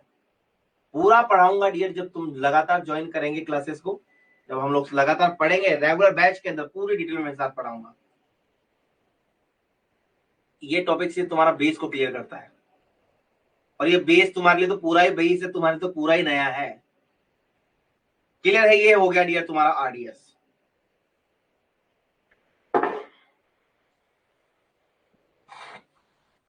अच्छा, अब मुझे ईमानदारी से बताना, अपने वर्ड्स में लिखना, कोई भी यस और नो नहीं लिखेगा। ईमानदारी से बताना कितना आपको समझ में आया, कैसी लगी क्लास। यस और नो कोई नहीं लिखेगा, अपने वर्ड्स में लिखेंगे, अपने वर्ड्स में लिखेंगे कैसी लगी आपको क्लास, कितनी अच्छी लगी, और कितना परसेंट उसमें सीखने को मिलेगा। ईमानदारी से सारे वर्ड्स कमेंट, सारे स्टूडेंट कमेंट्स में लिखेंगे ये बात। इसके बाद में जो मैंने क्वेश्चन पूछे ना, उन सभी के आंसर भी बताऊंगा। अपने वर्ड्स में लिखो कैसी रही क्लास, ईमानदारी से लिखना। कैसे लगी आप सभी को क्लास, ये वाली आज की पहली डेमो क्लास?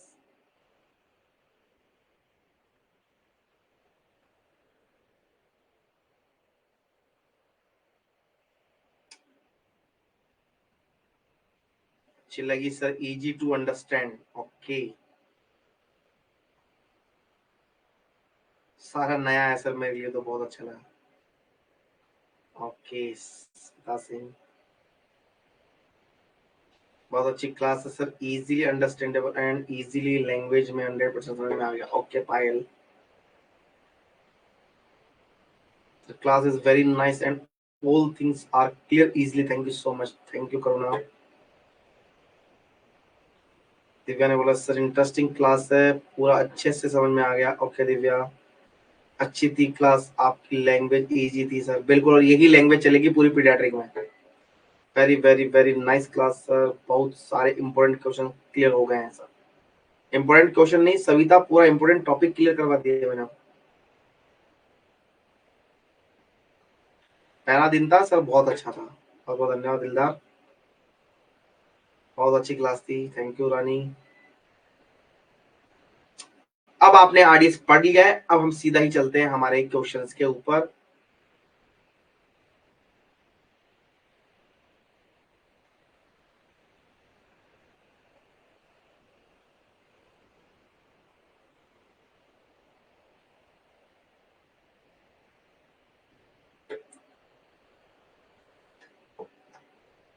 ओके,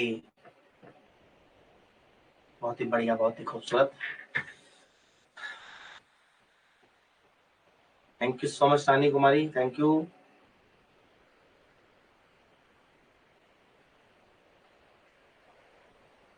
मतलब किसी को कोई भी डाउट नहीं है तो अब मैं क्वेश्चंस की तरफ चल रहा हूं। अगर अभी भी कोई डाउट है तो मेरे से पूछ लो।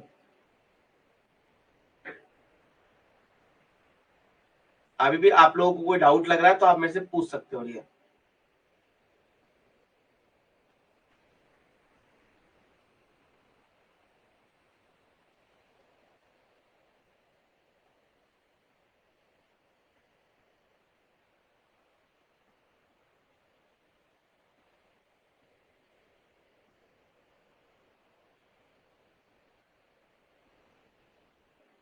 ठीक है,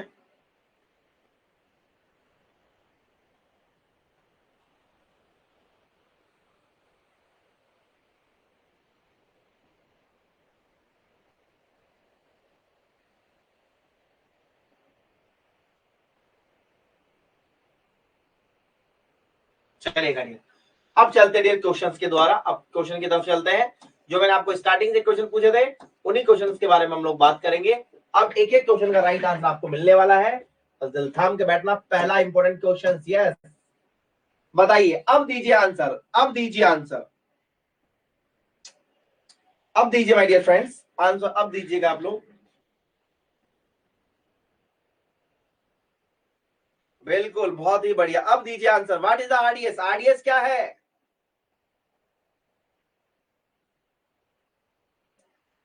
बहुत ही बढ़िया, बिल्कुल यार, correct answer deficiency of lung surfactant. बहुत ही बढ़िया, option A is the correct answer, option A is the correct answer my dear, option A is the correct answer. बहुत ही बढ़िया, ऑप्शन सभी ने ए दिया है।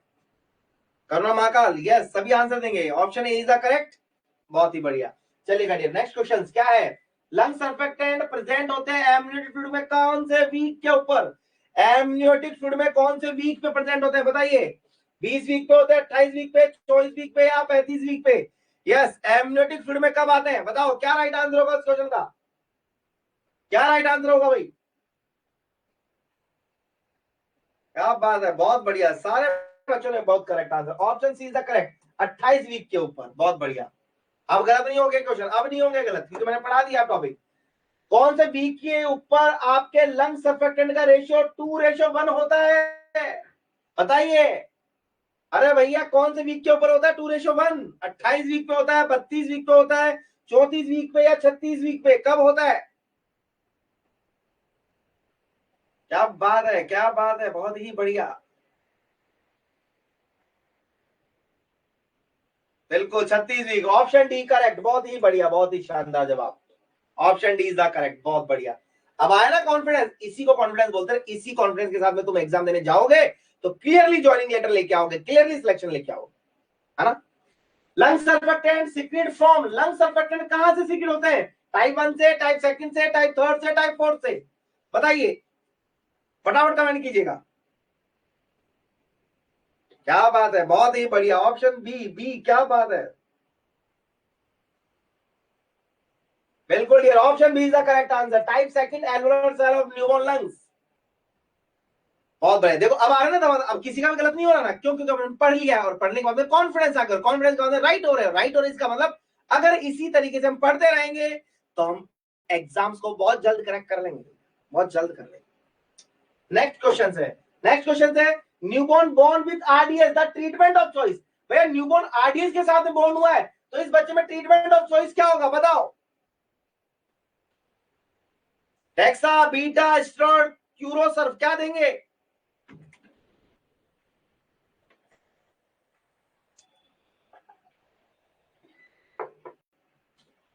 बिल्कुल। अरे भैया जो ऑप्शन ए दे रहे हैं वो नहीं है, बीटा नहीं देते हैं, ये बीटा डेक्सा ये तो प्रिवेंशन के लिए देते हैं। किसके लिए देते हैं भैया? प्रिवेंशन के लिए। क्वेश्चन क्या है? ट्रीटमेंट पूछा है क्योंकि बच्चा बोर्न हुआ है ना आरडीएस के साथ में, तो ट्रीटमेंट ऑफ चॉइस क्या है? अरे भैया बीटा डेक्सा क्यों? फिर तो स्टेरॉइड दे देंगे ना, फिर तो करेक्ट, तो स्टेरॉइड दे देंगे। तो भैया ट्रीटमेंट पूछा, ट्रीटमेंट कब देते हैं? जब सीवियरिटी ऑफ आरडीएस का पता लग जाए, जब बच्चे में कंफर्म है कि आरडीएस है तब हम ट्रीटमेंट देते हैं। तो ट्रीटमेंट पूछा, प्रिवेंशन थोड़ी ना पूछा है।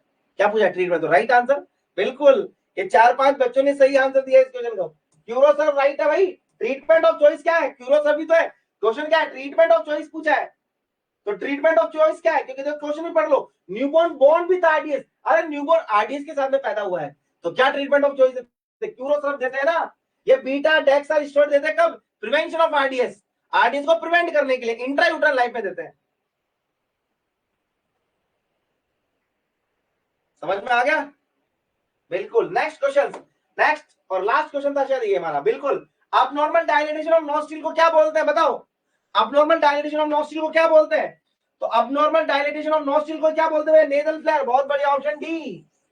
पहले ही दे दिया आपने तो आंसर, पायल चौहान पहले ही आंसर दे दिया, नेजल फ्लेयर। बिल्कुल, बहुत बढ़िया, option D is the correct answer, nasal flaring. बिल्कुल। Next question, which test should be used to assess the severity? देखो क्वेश्चन को ढंग से पढ़ो, सीवियरिटी ऑफ आरडीएस को देखने के लिए तो भैया अबगार स्कोर तो न्यूबॉर्न की हेल्थ को देखा जाता है, to assess newborn health. Newborn की हेल्थ को चेक करने के लिए हम देखते हैं अबगार स्कोर और न्यूबॉर्न कितने वीक का हो गया है, to assess gestational age of newborn. Newborn कितने वीक का हो गया है उसको देखने के लिए हम यूज करते हैं न्यू बेलार्ड स्केल, जबकि ब्रेडन स्केल करते हैं भैया बेड शोर के लिए। अरे जिनके घाव हो जाते हैं ना, सॉरी क्या बोलते हैं उनको, मैं भूल गया। हाँ, बेड शोर, बेड शोर को क्या बोलते हैं? प्रेशर शोर या प्रेशर अल्सर, है ना, बोलते हैं ना, उनको देखने के लिए ब्रेडन स्केल। क्या करेंगे भैया? तो सीवियरिटी ऑफ आरडीएस को देखने के लिए सिल्वरमैन एंडरसन। बहुत बढ़िया, option D is the correct, option D is the correct. बिल्कुल, बहुत बढ़िया। लास्ट था question, the dosages of betamethasone पूछा, डेक्सा नहीं पूछा। क्या पूछा? बीटा। और बीटा कितना देते हैं बताओ? 12 mg देते हैं, ओडी देते हैं, टोटल 2 डोज देते हैं। तो राइट आंसर क्या होगा इस क्वेश्चन का बताओ? बताया ना अभी मैंने आपको, बताया अभी आपको मैंने। तो इस क्वेश्चन का राइट आंसर भैया 6 mg ओडी नहीं देते भैया, 12 mg ओडी 4 डोज नहीं देते भैया, 4 नहीं देते, 2 देते हैं, तो ये भी नहीं होगा। तो देख लो भैया, 6 mg को हटा दो, ये बीटा पूछा है, डेक्सा थोड़ी ना पूछा है। तो right answer 12 mg OD into 2 dose, correct option है ऑप्शन डी। तो ये था माय डियर फ्रेंड्स आप लोगों के लिए आज का important topic, first demo class of paediatric nursing on nursing expert live applications के ऊपर। पहला दिन का डेमो, पहला डेमो हो चुका है तुम्हारा। सेकंड डेमो के लिए तैयार रहिएगा। सेकंड डेमो अब से सिर्फ 10 मिनट बाद में है तुम्हारा, और 5:30 बजे तुम्हारा डेमो स्टार्ट हो जाएगा।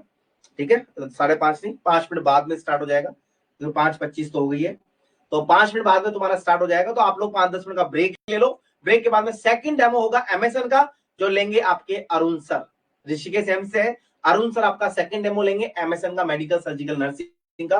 तो वेट कीजिएगा, बने रहिएगा नर्सिंग एक्सपर्ट लाइव एप्लीकेशन के साथ में। और अपने करियर को, अगर आपको फ्यूचर को अगर ब्राइट बनाना है तो आप जुड़े रहे नर्सिंग एक्सपर्ट के साथ में।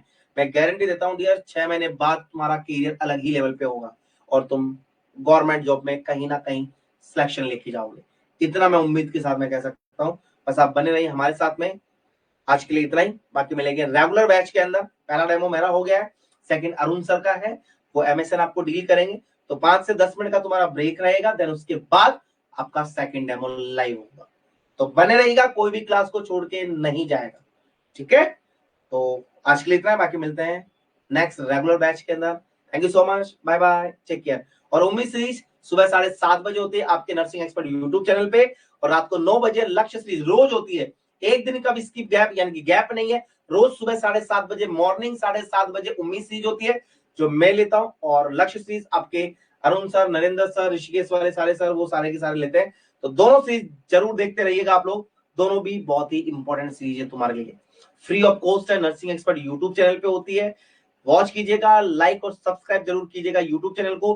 कल सुबह 7:30 बजे मिलेंगे, आज रात को 9 बजे लक्ष्य सीरीज में मिलेंगे, तो वो भी आप जरूर देखें, उनसे भी बहुत ज्यादा बेनिफिट होंगे। किस तरीके से क्वेश्चन सोल्व किए जाते हैं, किस तरीके से रैशनल होता है, सब कुछ मिलेगा आपको, ठीक है। तो आज के लिए इतना है, बाकी मिलते हैं कल। मिल जाएगी तनु जी, टेंशन ना लें, बहुत जल्द मिल जाएगी, 1-1.5 घंटे मिल जाएगा, मतलब आपकी डेमो कंप्लीट होगा 7:30, तो लगभग अप्रोक्सीमेट 8, 8:30 तक मिल जाएगा, ठीक है। तो फिलहाल इतना ही, मिलेंगे डियर हम लोग रेगुलर बैच में। Thank you so much, bye bye, take care.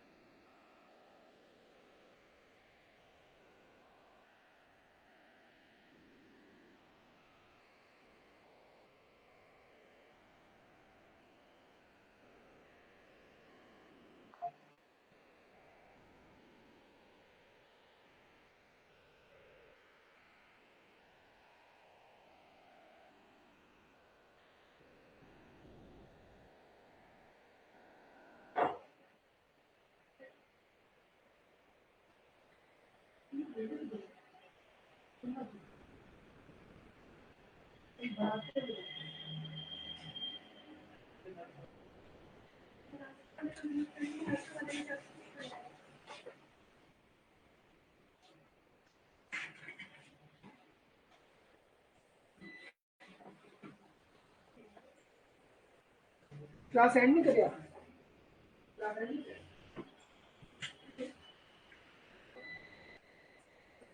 नहीं